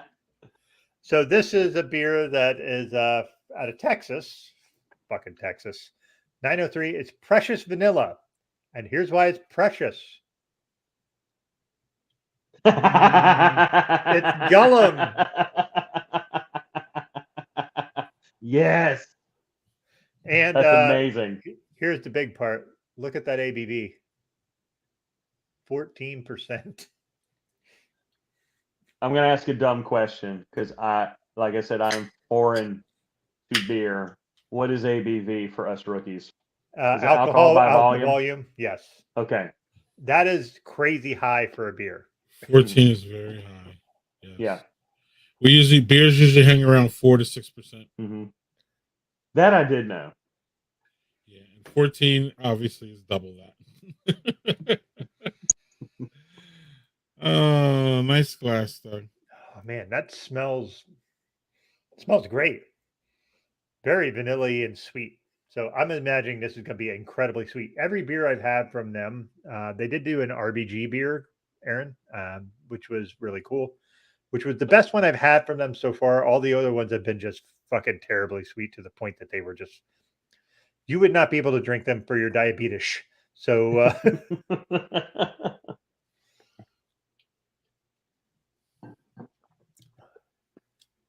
okay. It's better than. That's okay, Greg. I forgive you. You dropped me from the shit. So this is a really good vanilla flavor. I think these are all malt beverages, is why they're so high in ABV. Pairs with feasting like a hobbit, adventures with friends, one beer to rule them all is the quote on the can, which is great. Our Guild of Brewers was how their thing. I'm not going to read it. It's too long. This is one stout to rule them all, 4 vanillas to bind them. Okay. Nice. Clever marketing. Very well done. Yeah. So, like I said, I had to get it because of this, and I actually forgot I had it, and I was looking for what to drink tonight, and I said, I'm like, fucking Aaron's on, and Aaron's a giant fan of Lord of the Rings, so like I was like, I have to drink this on the show. So. Yeah, and that enlarge button is very close to the remove button. Yeah. All right. Stubbs made a comment, and I'm just going to say I respectfully disagree. Texas is the greatest country in the U.S. I would have to agree, actually. Like, they should be their own country, and I would say secede. But the problem is we have so many blue people in there, and they're just getting fucked over by gerrymandering. It's kind of hard to just jettison them out. I agree with I agree with that statement. Actually. That's actually like I misread that at first. Texas is the greatest country. Yet I agree. With that is actually because they think of themselves as their own country. So yes, it's really layered, that whole thing. Actually, he must have thought that out, and he's definitely not drinking. He's drinking. Are you fucking kidding me? It's Stubbs. Stubbs drinks all the time. I guess I don't know. He's packing for a trip though, so that's why I jumped on and said he wasn't. Yeah, but I don't know. Anyway, but this is a layered statement by someone who thought that out, in my personal opinion. That's really good. Perhaps. Actually, it's really good. Actually. All right, man. Let's get silly. Let's get silly. It's not about whether I like Texas or not. That was just a good. Yeah. So I don't know. That was fun, actually. Aaron, do you have anything to say about this? Together, another year, another standing room only event. And when I woke up this morning at 7, I was getting picked up at 7:45. Patrick, my fiance, tried to pull me by my waist over this morning in bed. And I was like, no, baby, we don't got time for that this morning. I got to get to the prayer breakfast and I got to be on time. And a little TMI. But go, Aaron. It has been so much fun. And maybe it shouldn't be, but it has been so much fun watching the wasteland that is it Twitter? Is it X? Whatever the fuck it is. Who the crap cares? It has been so fun watching conservative people lose their mind over this clip. There are some things I'm still a little old school about. Sex before marriage, all that stuff. But I'm also not dumb. I know that people are people. And that like Doug, we talked about on that podcast before, sex is fun, it's amazing, and if people aren't hurting anybody, if they're consensual, okay, all right, but just watching people lose their minds, like this is the worst thing ever, especially watching them support a presidential candidate who is a serial adulterer, is guilty of sexual assault, and in a civil case, very serious sexual assault, that they can blow under the rug. But this representative, 74 federal indictments. They can look past that. But oh my gosh, this lady mentioned possibly having sex before the prayer breakfast. Yeah. It's been fun kind of watching that. So there's a whole lot I could say about like the sexual ethic of the Bible. That could be for another time, but I'll just say it's been fun. We could be here for another 5 hours. We could. It's been fun just kind of watching that. And to me, it's just like, okay, I get it. It's so silly though. It's so silly. It's a little bit silly. There are, right. I think there are bigger fish to fry. Again, some people who may know me may watch this and like, oh my gosh, he's going off the rails. What's happened to his faith? My faith is more robust than it's ever been. But there are bigger fish to fry than this right here. Should she have known that she's at the prayer breakfast to maybe not say that? Maybe. Whatever. But she clearly acknowledges she's at the prayer breakfast. Which is clearly, which is the hilarious part about it. Actually, it is. Like, without her saying that prayer breakfast, to me, it's a nothing conversation. Actually, yeah. I mean, it's a nothing conversation generally, actually. But when she puts it in that clip, you don't even have to give the context because she does. So she does. It's really fascinating. Yeah, I love that clip for like just for this. It was small. It hit hard. And it's layered. There's layers in that whole clip. There is. And people in the church want to point fingers there. They really need to be pointing the fingers at themselves because there's a whole lot of shenanigans happening in the church, and they really need to be pointing the fingers at people in the pulpit because there's been a whole lot of stuff going on there that is finally coming to light, and hopefully some accountability can happen. That and you pointed to the hypocrisy of supporting a sleazebag like Donald Trump, who again, anything sexual, which is horrible for me to think about, but any kind of sexual story about Donald Trump, this little clip pales in comparison. Very much so. So it really does. So, I thought that was funny and it was great and it was timely. And when I saw it this morning or this afternoon, I was like, this is perfect for Aaron because it's a layered conversation. And I know you love to talk about, obviously you have a layered job. You kind of live a layered life, in my personal opinion, by, pastor. Nothing, a lot of, people want, this has been a kind of a thing I've been talking about with my boys. People want the world to be black and blue or black and white, cut and dry, 100% right, 100% wrong.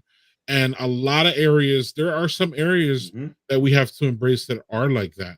But there are a lot of areas that, the scale is 85-20, 50-50, you know what I mean? And you just can't look at certain things just with like a blind, like it really gets tough. And this is where I, look at those folks who are, again, excusing away Stormy Daniels, but are jumping on this lady here for basically she was a little bit too honest, and it wasn't for the for her audience and where she was. Obviously, it was awkward and not overall at the end of the day not appropriate. Also good on her fiance. Get some beforehand. Good on him. Really, dog? You're gonna go here? Hey, listen, I am pro sex, so if you're having sex and it's consensual, fucking, I'm all for it. Do it. I've never. That wasn't on my bingo card for tonight. The Doug said pro sex, Aaron. You brought that out of him. I blame you, Aaron. Out of 3 years, I've never heard that ever. So it's your fault, Aaron. It's your fault. You are welcome. And we'll see if you can answer this question right, Aaron. Okay. Or you might get thrown off the panel here. I'm just warning you. Oh. So, I don't know what's coming either, Aaron, for the record. So here we go. I don't know. Maybe he won't get thrown off. But so you can only add 2 things, Aaron. Oh, this is easy. Easy. I can only add 2 things. Biscuits and gravy. Yeah, it's going to be sausage and gravy, bro. Sausage and gravy. Okay. They could be whether biscuits, toast, pancakes, chicken. Hey, I will agree with you with the sausage gravy over chicken fried steak because that shit's yes, sir. Oh my gosh, that would kill you. Literally. Yes, Literally. Doug, you want to go? Yeah, peanut butter and jelly. I will make peanut butter and jelly sandwiches on toast awesome all the time because here's the thing. The toast is hot, so the peanut butter melts very nicely, and that makes it super delicious. So that is what I'm going with of the 2 things on toast. Mm-hmm. Yeah, I am pro sex. Yes. Thank you, Stubbs. That is a hot take. I have 4 kids. Yeah, that's a hot take. So I'm going to say for this one, I'm going to go a different route and say turkey and turkey gravy. Okay. Turkey and turkey gravy? Like an open, like an open face. Open face. Yeah. That's delicious too. Yeah. I'm going to go Greg, that's a good fucking call. I wish I would have come up with that. This is the luxury of seeing this shit beforehand. Yeah, I know. You're like, here, fucking god damn it. Now I'm going to make the wrong call. I love it. Now, this one we might vehemently disagree with too. So I want to know which one's acceptable to you, and then is there one on here that you would divorce your wife over? So again, people are strong. Well, not that hard, but people have. That's a big get. Look, we found out that people have strong opinions about fucking top sheets, Doug. So they might have tough decisions. I don't even think Aaron knows about the top sheet, but yes. Okay, so this is a massive argument in my house. See what I'm saying? 25 years, okay? See what I'm saying? Number 3, I think if either one of us did number 3, lawyers would be called. Number 2 is my wife's preferred method. I am number 1, and she tells me I am wrong all the time. I'm like, it fits in the drawer. What does it matter?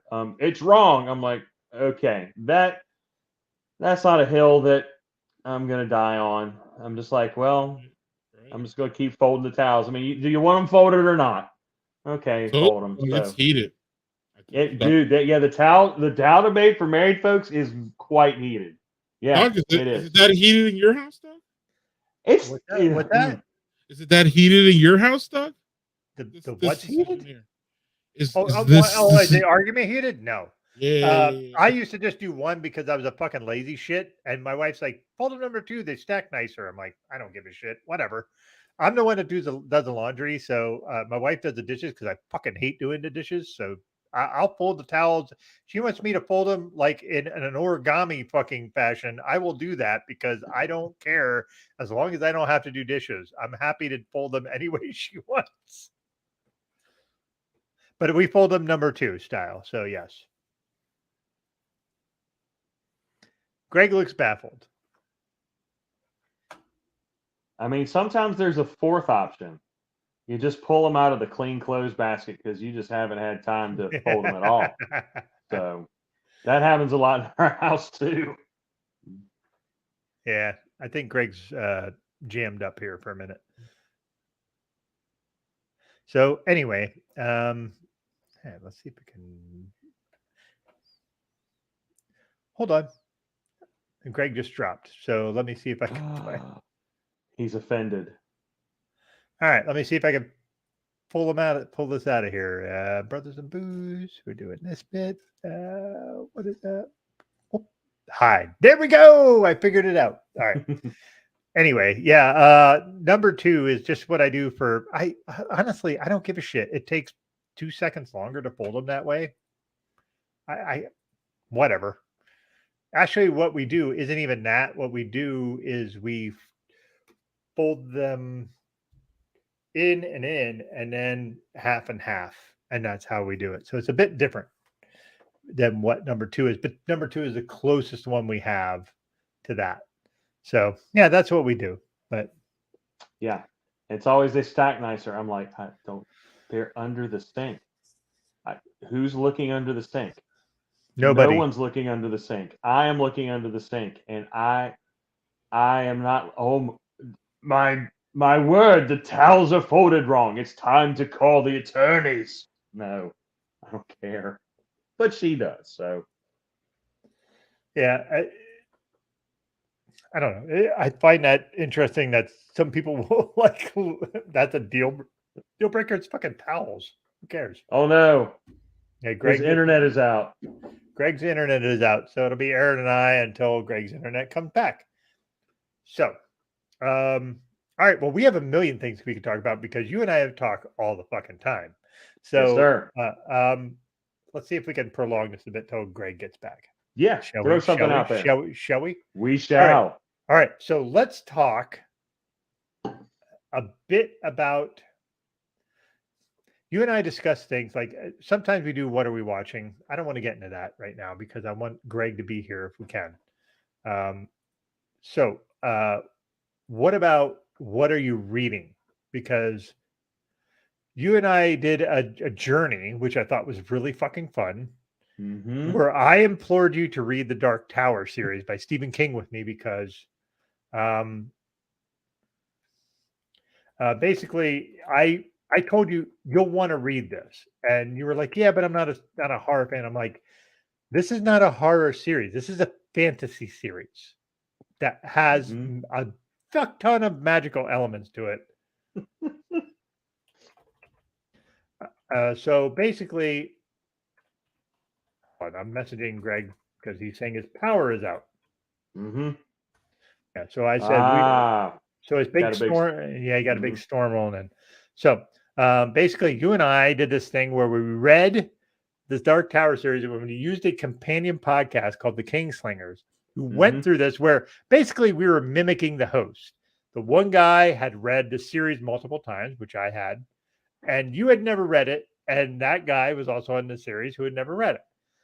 And I just, honestly, it was one of my favorite things that I've ever done with a friend of mine was just, it was so much fun. And that series, there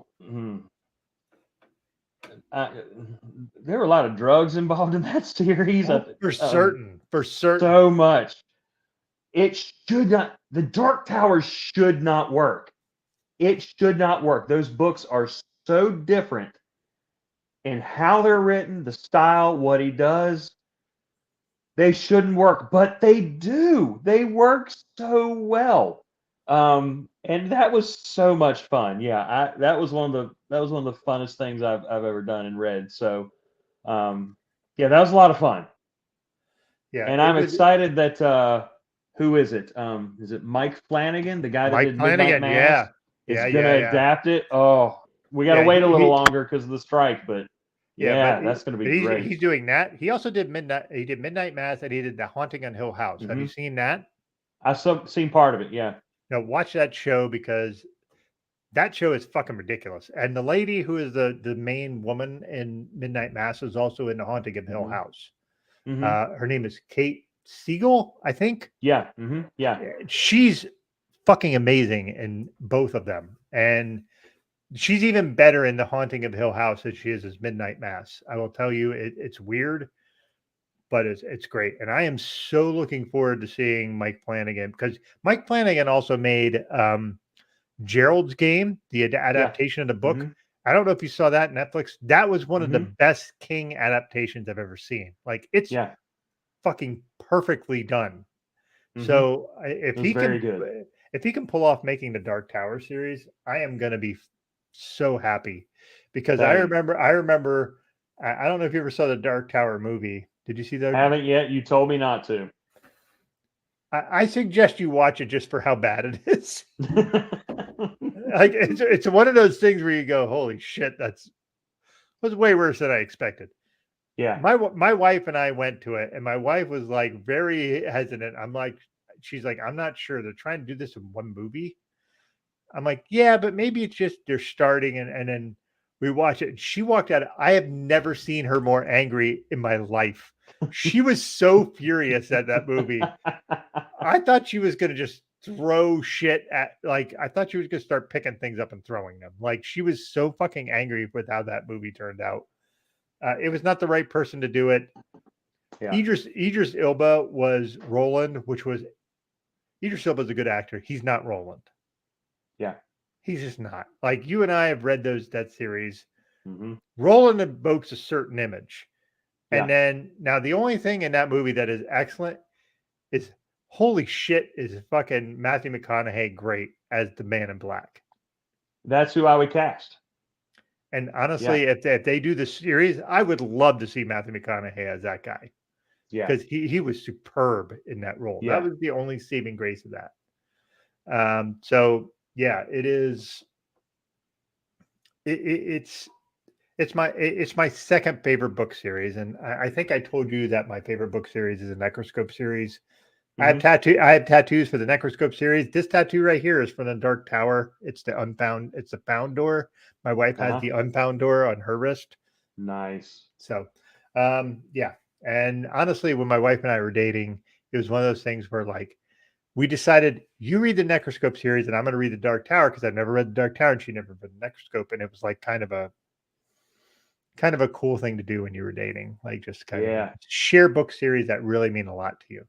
So yeah, that was a bit of a tangent there, but it's something that I relished that time that we had doing that thing. Absolutely. It was so cool. And I'm grateful that you introduced me to that series. It was very good. It's one that eventually I'll get to again. But yeah, great. Yeah. So, all right. Well, Greg, we're not sure if he's going to be able to come back because he has a power outage. So, how about, hold on. Sorry, I don't normally do this. Greg's normally the guy that does all this shit. So bear with me.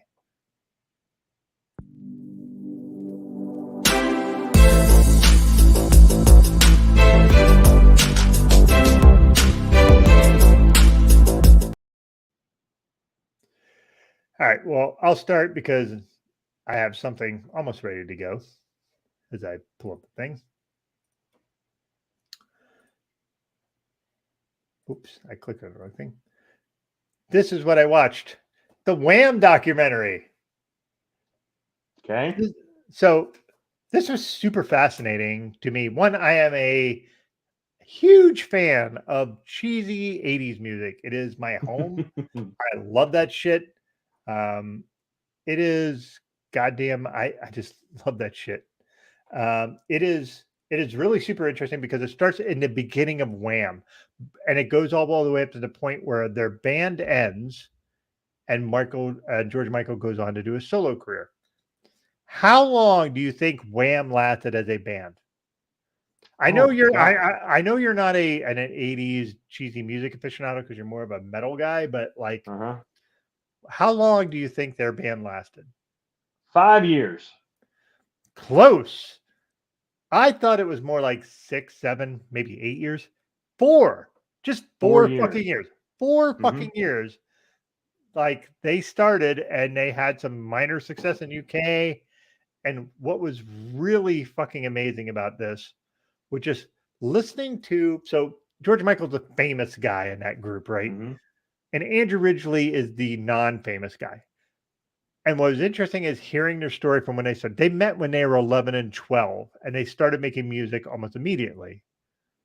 And what's funny is George Michael was very reserved and very shy, and Ridgeley was like this fucking very confident young guy. So, so basically, Ridgeley was kind of the one who brought George Michael out of his shell. His name was like Georgios Pastaskinos or something. He was Greek, or no, he's Cyprian. His dad was from Cyprus, so that was his heritage.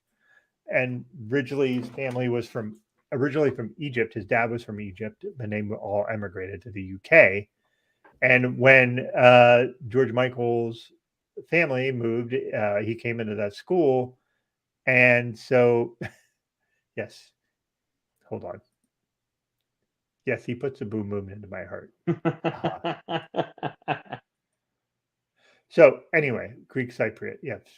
So what's interesting is looking at the early versions of them. Andrew Ridgeley was a far more handsome man than George Michael was. It's a weird thing to look at because George Michael was a fucking sex symbol. Mm-hmm. But when they were younger, Ridgeley was just a really pretty guy. And it's interesting looking at their early journey through stardom and how they got in 4 years turned into one of the biggest bands on the planet. 4 years is a short time frame to become that huge. And one of the more interesting bits to this was, and spoiler alert for folks that want to watch this, but they had come up with Careless Whisper when they were in high school. Wow. He was 17. And they just didn't find the right outlet to put it in an album or whatever the case may be.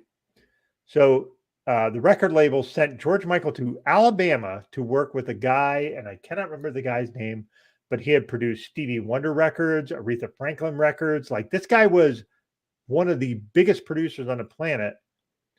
So he went and he sang and did this thing, and they put this demo together for Careless Whisper, and he brought it back to the UK and he played it for Andrew. And he goes, just listen. And Andrew looked at him after and was like, I'm sorry, man, I don't like it. And George Michael goes, I hate it too. And wow. They produced it themselves, and that was the Careless Whisper everybody heard. This giant record producer who had had success with Aretha Franklin and fucking Stevie Wonder was just like, they oh man, yes.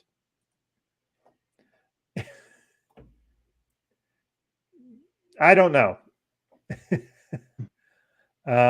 Yeah, so I'll sing that shit. I don't need $20. I'm a terrible singer. I'll sing that shit. I don't care. If somebody will play the saxophone for me, that was but I just thought that was super interesting that this guy, George Michael, got sent to meet with this giant producer, and he was afterwards like, no, that sucks. That's not what we want. And I will say the endearing quality of this thing is the idea that Andrew Ridgeley and him, initially Andrew was the lead. Because he wasn't the lead singer, but he was like the impetus for the group.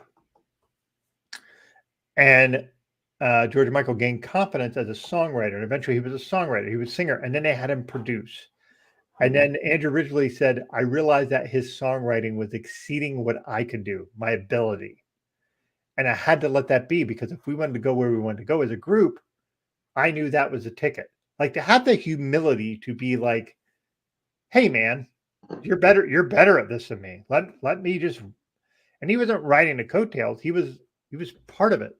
And and it's interesting to see that, like, they got to a point where at the end where he was like, Ridgeley was just like, I can't take this. This is too much. And George wanted to keep going, and I didn't. So he's just like, I'm happy for my friend. He's going to go do awesome things. He's way better at this than me. And like having someone that like you're in a band with, and that person is like, that person is way better at this than me. Let them do their thing. Mm-hmm. So yeah, I recommend it if you like hearing about early history. Is interesting, and this is so. Our guy Stubbs said that's a go-to. Wake Me Up Before You Go was something where Andrew Ridgely was drunk and wrote a note to his dad and hung it on the wall that said "Wake me up, up," and then wrote "Before you go," and then realized he wrote "up" twice and wrote "go" twice just because it's a funny thing. And George Michael went, "That's a great name for a song," and then wrote a song about it. So yeah, it's super interesting. So yeah, that's something I would really suggest. So how about you, man? What are you watching? Like I said earlier, my middle daughter, my 17-year-old, we have very similar taste in film, movies, stuff like that. So we try to watch The Hobbit, Lord of the Rings, at least once every other year. So we're in the middle of that. In fact, I watched the first part of The Two Towers before coming on here, and those films they still stand up 20 years later. They are so 20 so years. good. 20 years, man. They still stand up. They're so well done. Jim Gaffigan's newest special, Dark Pale, dropped a couple of days ago. That everything that dude says is funny, and this one's no exception. He gets a little dark in this particular special. He talks a lot about COVID, a lot about death, and every special he always has one topic that he purposefully tells way too many jokes, and that's the joke. Oh, I bet you didn't come here thinking you'd hear this many jokes about hot pockets or bacon.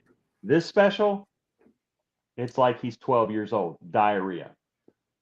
So many so many diarrhea jokes, and then later in the special he'll call back to it.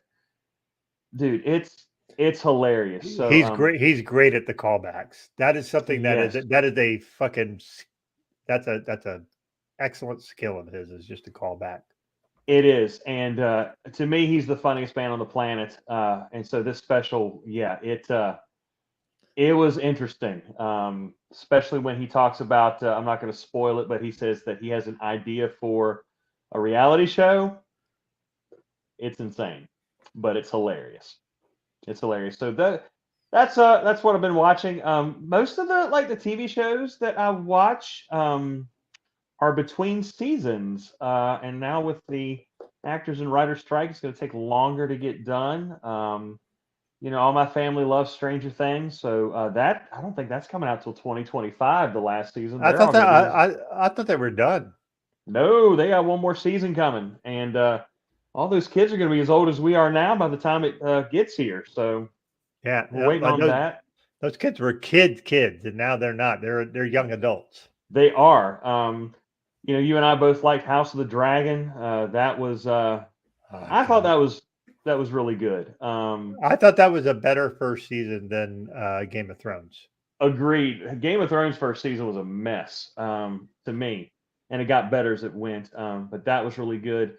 I liked the Lord of the Rings of Power. It was a slow burn. A lot of fans did not like it, but I enjoyed it quite a lot. And there were some really good moments in that show that gave some origins for how certain things came to be. So I really like that. Gosh, what else have I watched recently? I started watching Barry, the Bill Hader show. Uh, 2 episodes in, I'm not sure if I'm going to keep going. I know it's gotten a lot of awards and stuff, but it's not quite clicking for me yet. I may give it another try. Tomorrow morning, I'm going to see Oppenheimer. Man, Oh my. I want to see that. I was leaving the office today, and we have a a travel nurse that she's coming down to the beach and she's coming up to help us till one of our nurses is fully trained. She's like, well, what are you doing this weekend? I said, I'm going to see Oppenheimer tomorrow. And she gave me a confused look and she said, what do you have to go see him for? She thought it was a patient of ours. She never. How old was she? She's my age. What? I'm like, this movie was only the second biggest opener last week to Barbie, and not the Barbenheimer combo stitch. Oh, hey, it's Lauren. What's up, Lauren? Lauren's our gal, man. That's right. No, I will see Barbie when it comes out on streaming. I will watch it. All my girls went to see it. My wife went to see it. They said it was phenomenal, and they all at some points, got teary-eyed, and not just because of the nostalgia, but how well it was done and the topics that it addressed. Yeah. So yeah, I'm gonna see Oppenheimer tomorrow. I'm a huge Christopher Nolan fan. He is my favorite director. Me too. Everything he has put out has been phenomenal. And a lot of the reviews for this are saying that this is the best one he's ever done. It could be the most important movie of the century so far because of what it tackles and the things that it talks about. So I will let you know once that 3-hour movie is done. 3-hour movie. Yeah, that's the thing is, like, I get to a point with like movies, and if I'm watching something at home, especially if it's like 3 hours, I can't sit that long. I'm too much of a fucking fidget. Like, there's a movie I want to see called RRR, which is like this action movie from India, which is supposedly won a lot of awards, supposed to be really fun. Mm-hmm. I can't commit myself to watching something for 3 hours. Yeah, and this supposedly this is true. So Killian, whatever. Killian. My wife loved him in Peaky Blinders. Mm-hmm. He's a very handsome man. Florence Pugh is in it. Mm-hmm. Florence Pugh, holy shit. I don't go for celebrity crush kind of things. That's not my jam. Florence Pugh is just fucking stunning and an unbelievable actress. Like her, like you and I both love her in Midsummer. Midsummer is just fucking tour de force of awesome fucking like psychological horror stuff. Oh. Yes. Oh, Ari Aster is brilliant. And I know you haven't gotten to see Beau's Afraid yet, right? No, but you told me about how good it was, and I'm waiting for that to come out on streaming because I'm just like, and I asked you if you saw Talk to Me, which was a trailer for that. Not yet. That looks really good too. And it's A24, so the chances are pretty good that it's gonna be. Yeah, Haley Atwell is a worthy celebrity crush. Florence Pugh is mine just because she's a fucking ridiculously good actor, and just she's part of the big booty, small boob crowd, which I think is really like she promoted that as like somebody promoted like, look, I have small boobs and I have a big booty, and I'm like, all right. As Cosmo Kramer said, I am an ass man, so I'm good with you being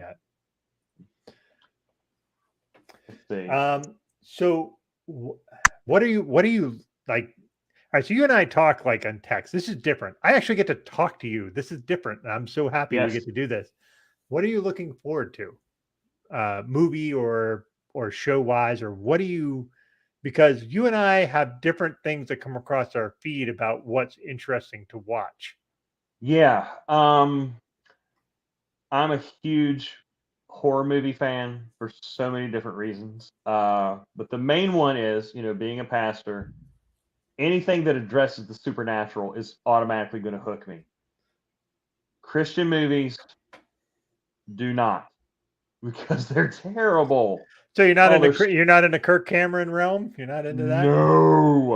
No. And we could get into this new Sound of Freedom movie. We're not gonna. Just some really not good. That'll be 30 minutes of us yelling. So no. It would be. So we won't do that. Christian movies just don't really do that for me. Now I will say, one of the TV shows I do like, I'm waiting for season 4 to come out. I just finished filming, is that show called The Chosen. It's a show done about the life of Jesus, and it's actually very well done. It's not cheesy. It's not like most Christian productions. It's very well done, and almost every single episode leaves me in a puddle of tears because it's so well done. But as far as things that are coming out, since I love horror movies, my favorite is The Exorcist. Gosh, just a great film anyway, but just the horror aspect of it is second to none. And there have been some sequels that came out. I saw, the second one. It was The third one was with George C. Scott, was just weird. There were a few prequel ones. I didn't even bother seeing them. The reviews were terrible. But this one that's coming out, Exorcist Believer, I think it's called. The trailer just Believers or some shit. Yeah. Yeah, the trailer just dropped, and it's by the same team that did the recent Halloween trilogy reboot, which I loved it. I love those movies. They were really well done, and the trailer looks fantastic. So hopefully it will the movie itself will match the awesomeness of the trailer. So right now, that's the biggest thing I'm looking forward to. Most of the stuff that I was looking forward to this year has already come out. The new Indiana Jones movie, dude, I grew up on that stuff. I really like the fifth one. A lot of nostalgia Easter eggs. Harrison Ford at 80, I think he's still got it. The ending is bonkers, but all of them are for those films. The ending is always bonkers of those. It's always bonkers, but I really, really liked it. I didn't like Kingdom of the Crystal Skull. I watched it twice and didn't like it. I went back after seeing Dial of Destiny. The third time was the charm. I enjoyed it. Okay. The ending was but the rest of it, I'm like, this is okay. It's not the worst thing I've ever seen. So, but yeah, a lot of other stuff has already come out, and I can't think of it off the top of my head. But it's been a good movie year and a good TV year. Now we're just waiting for the strike to be over so stuff can start coming back. Yeah. I saw recently when I was looking online, I can't remember which app it was, but there was Knock at the Cabin, which is based on a book called The Cabin at the End of the World by Paul Tremblay. Tremblay writes amazing fucking horror books. His Head Full of Ghosts book, which I'm hoping somebody makes that into a movie. I don't know how they will. It's the best horror book I've read in 10 years. Like, it's just unbelievably good. But I don't know. Did you see that? I think we may have talked about that. Did you see that movie? It's an M. Night Shyamalan movie, which is in your wheelhouse. I'm a huge M. Night fan. Except for those few in the middle of his career, Lady in the Water, After Earth. I didn't even see After Earth because the reviews were so bad. After Earth was terrible. After Earth was terrible. I watched it just because I'm like, let's give this a chance. I'm like, this is fucking terrible, and it was bad. But then he made The Visit in secret, and dude, Visit's good. It's not his best film. It was good. And everything he's put out since then has been really good. Knock at the Cabin is no exception. It was a really good film. And dude, Dave Bautista, big guy, former professional wrestler, has broken into Hollywood. And everybody talks about The Rock and John Cena being in Hollywood. Dude, they just play themselves. Every movie they play themselves. But Batista's fucking funny. He's Guardians of the Galaxy. Yeah. He's funny. I have an issue with Guardians of the Galaxy because I think Chris Pratt is a fuckwad, but like in a lot of ways. But like, he's excellent in those movies. I'm about to get kicked off this show because I have a problem with Guardians of the Galaxy because I don't like Marvel. So that's not a problem. Listen, you and I both talked about. I think you and I both agreed that The Dark Knight is the best comic book movie we've ever seen. Ever. Yeah. Not even close. Yeah, we have some Marvel fans in here, and that's okay. But also, this is a great question. Which is scarier, horror movies or horror books? I actually don't read that many horror books. I read a boatload of them, and to me, it's you read a lot. And I guess it depends on how you're wired. If you've got that mind's eye that can create what you see, which I do, it can be. But man, dude, I love the visual and the audio, all that stuff. To me, films are scarier.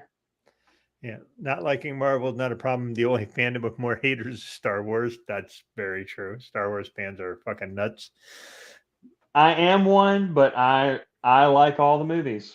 So I am in the minority on that one. Yeah. I loved The Rise of Skywalker. Loved it. I will say, like, to me, books are a bit scarier, and I'm not saying they're necessarily better. I think books lend you the idea of like putting your own imagination into it to figure out what makes it scary for you. There you go. Like, there's books like, I mean, King's a good example because he writes books that are just like, there's bits of it like, I told you I was reading Insomnia, and I was like, I had to stop reading it for a bit because it was it was not all that long after my heart attack, and that book is all about old people and their frailty. Yep. And the idea of dying, and I was like, I cannot do this. Like, I am still struggling with the idea of mortality. Like, there's things like for books that just put shit into your head, and it could be small things. And a good horror writer will put that shit in your head, and you'll be like, fuck, like, how do I process this? And movies, not to say movies can't do that, but I think it's a little harder with movies because it's so visual. Yeah. Like, I can agree with you on that. You can create a lot of horror out of visual concepts. But yeah. So yeah. Oh, wait. This is for you because this is not me. If you could had to redo one movie in the Skywalker saga, which one would it be? Wow. I had to redo one movie. Just a Skywalker saga, which I don't know what all those are because I'm not a huge Star Wars person. It's all of them. Any of the movies that have been put out are Skywalker saga. I mean, some people could argue that Solo was not. It's close enough. Honestly, you don't need the first one. You don't need the first one. The first one, yes, you meet Anakin Skywalker, but there's so much. I mean, are you talking about the prequels? Yeah, that's Skywalker saga. Which one is that? The very first one, the Phantom Menace. Oh, okay. Yeah, where Darth Maul shows up for 5 seconds. He needed to be in it more, and the whole nonsense about midichlorians and all that. Just, I like it. I don't love it, but you could go completely without that one and not miss a thing. I did enjoy. I wouldn't redo this one. I did enjoy The Last Jedi. The director of that one took some huge risks. And except for like one scene, like at the casino, which I didn't care for, I think those risks paid off. While I enjoyed The Rise of Skywalker, like I said, I loved it. J.J. Abrams pretty much backtracked on everything that The Rise of Skywalker set up. So I wish he would have stuck to more of that, but regardless, I loved them all. Loved them all. So if I had to redo one, we'll get rid of that.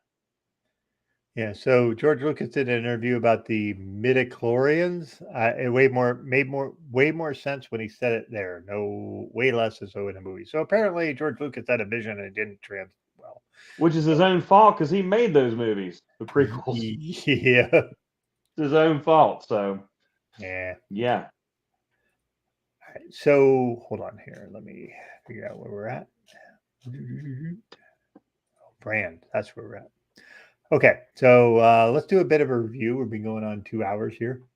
How about this?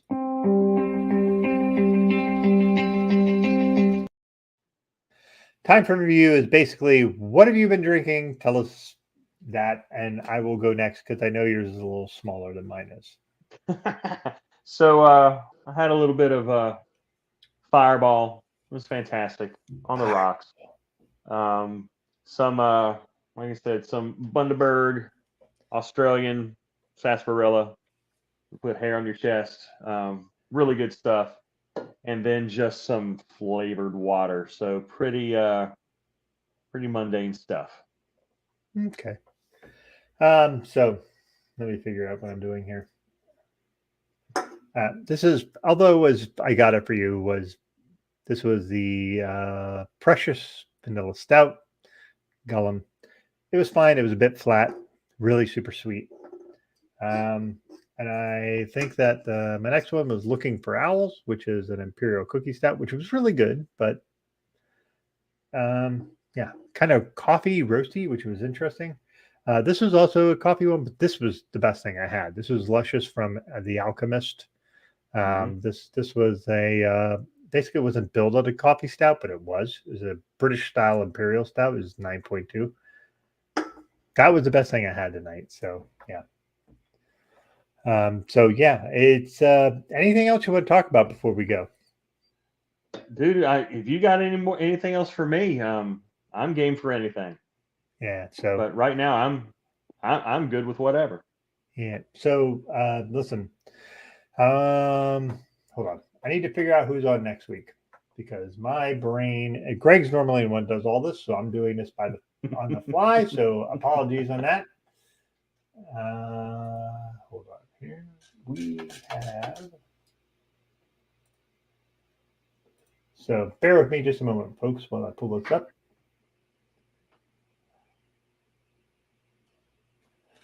Oh, so we have Maggie Skinner, which she is part of the Revolution Brewing Group, which is a brewery out of Chicago. She has a lot of beer knowledge. It's going to be an interesting thing because Greg and I have been trying to book them for a while. So Maggie Skinner will be part of our crowd next week. So that'll be at 9 p.m. on the East Coast and 8 p.m. in the Midwest, I suppose, and then 6 p.m. on the West Coast. Fuck the mountain time zone, people. But but listen, Aaron, thanks so much for joining us. I'm glad you're able to jump on with us. It's been super informative and fun. I knew it would be like when I was like, hey man, join us, and you're like, yeah, I'm like, this is gonna be so good. And I remember telling Greg, we're gonna have a good time with this. So yeah, we went a little bit longer than maybe I thought we would, but also Greg isn't here, so I feel bad that he's not able to participate with us. But yeah, thanks again, and we'd hope to have you on again because I know this will be a thing we can update and do again. Oh my gosh, I would love to come back. This has been an absolute blast to hang out with you guys tonight. So thanks for having me. I am humbled and appreciate the time. And so yeah, we'll do it again. Just send me a text and let me know. Yep, absolutely. So folks, thanks for joining us. Thanks for hanging out with us at Brothers and Booze. And we always appreciate you guys hanging out and making comments and joining us. So we'll see you next week and take care of yourselves.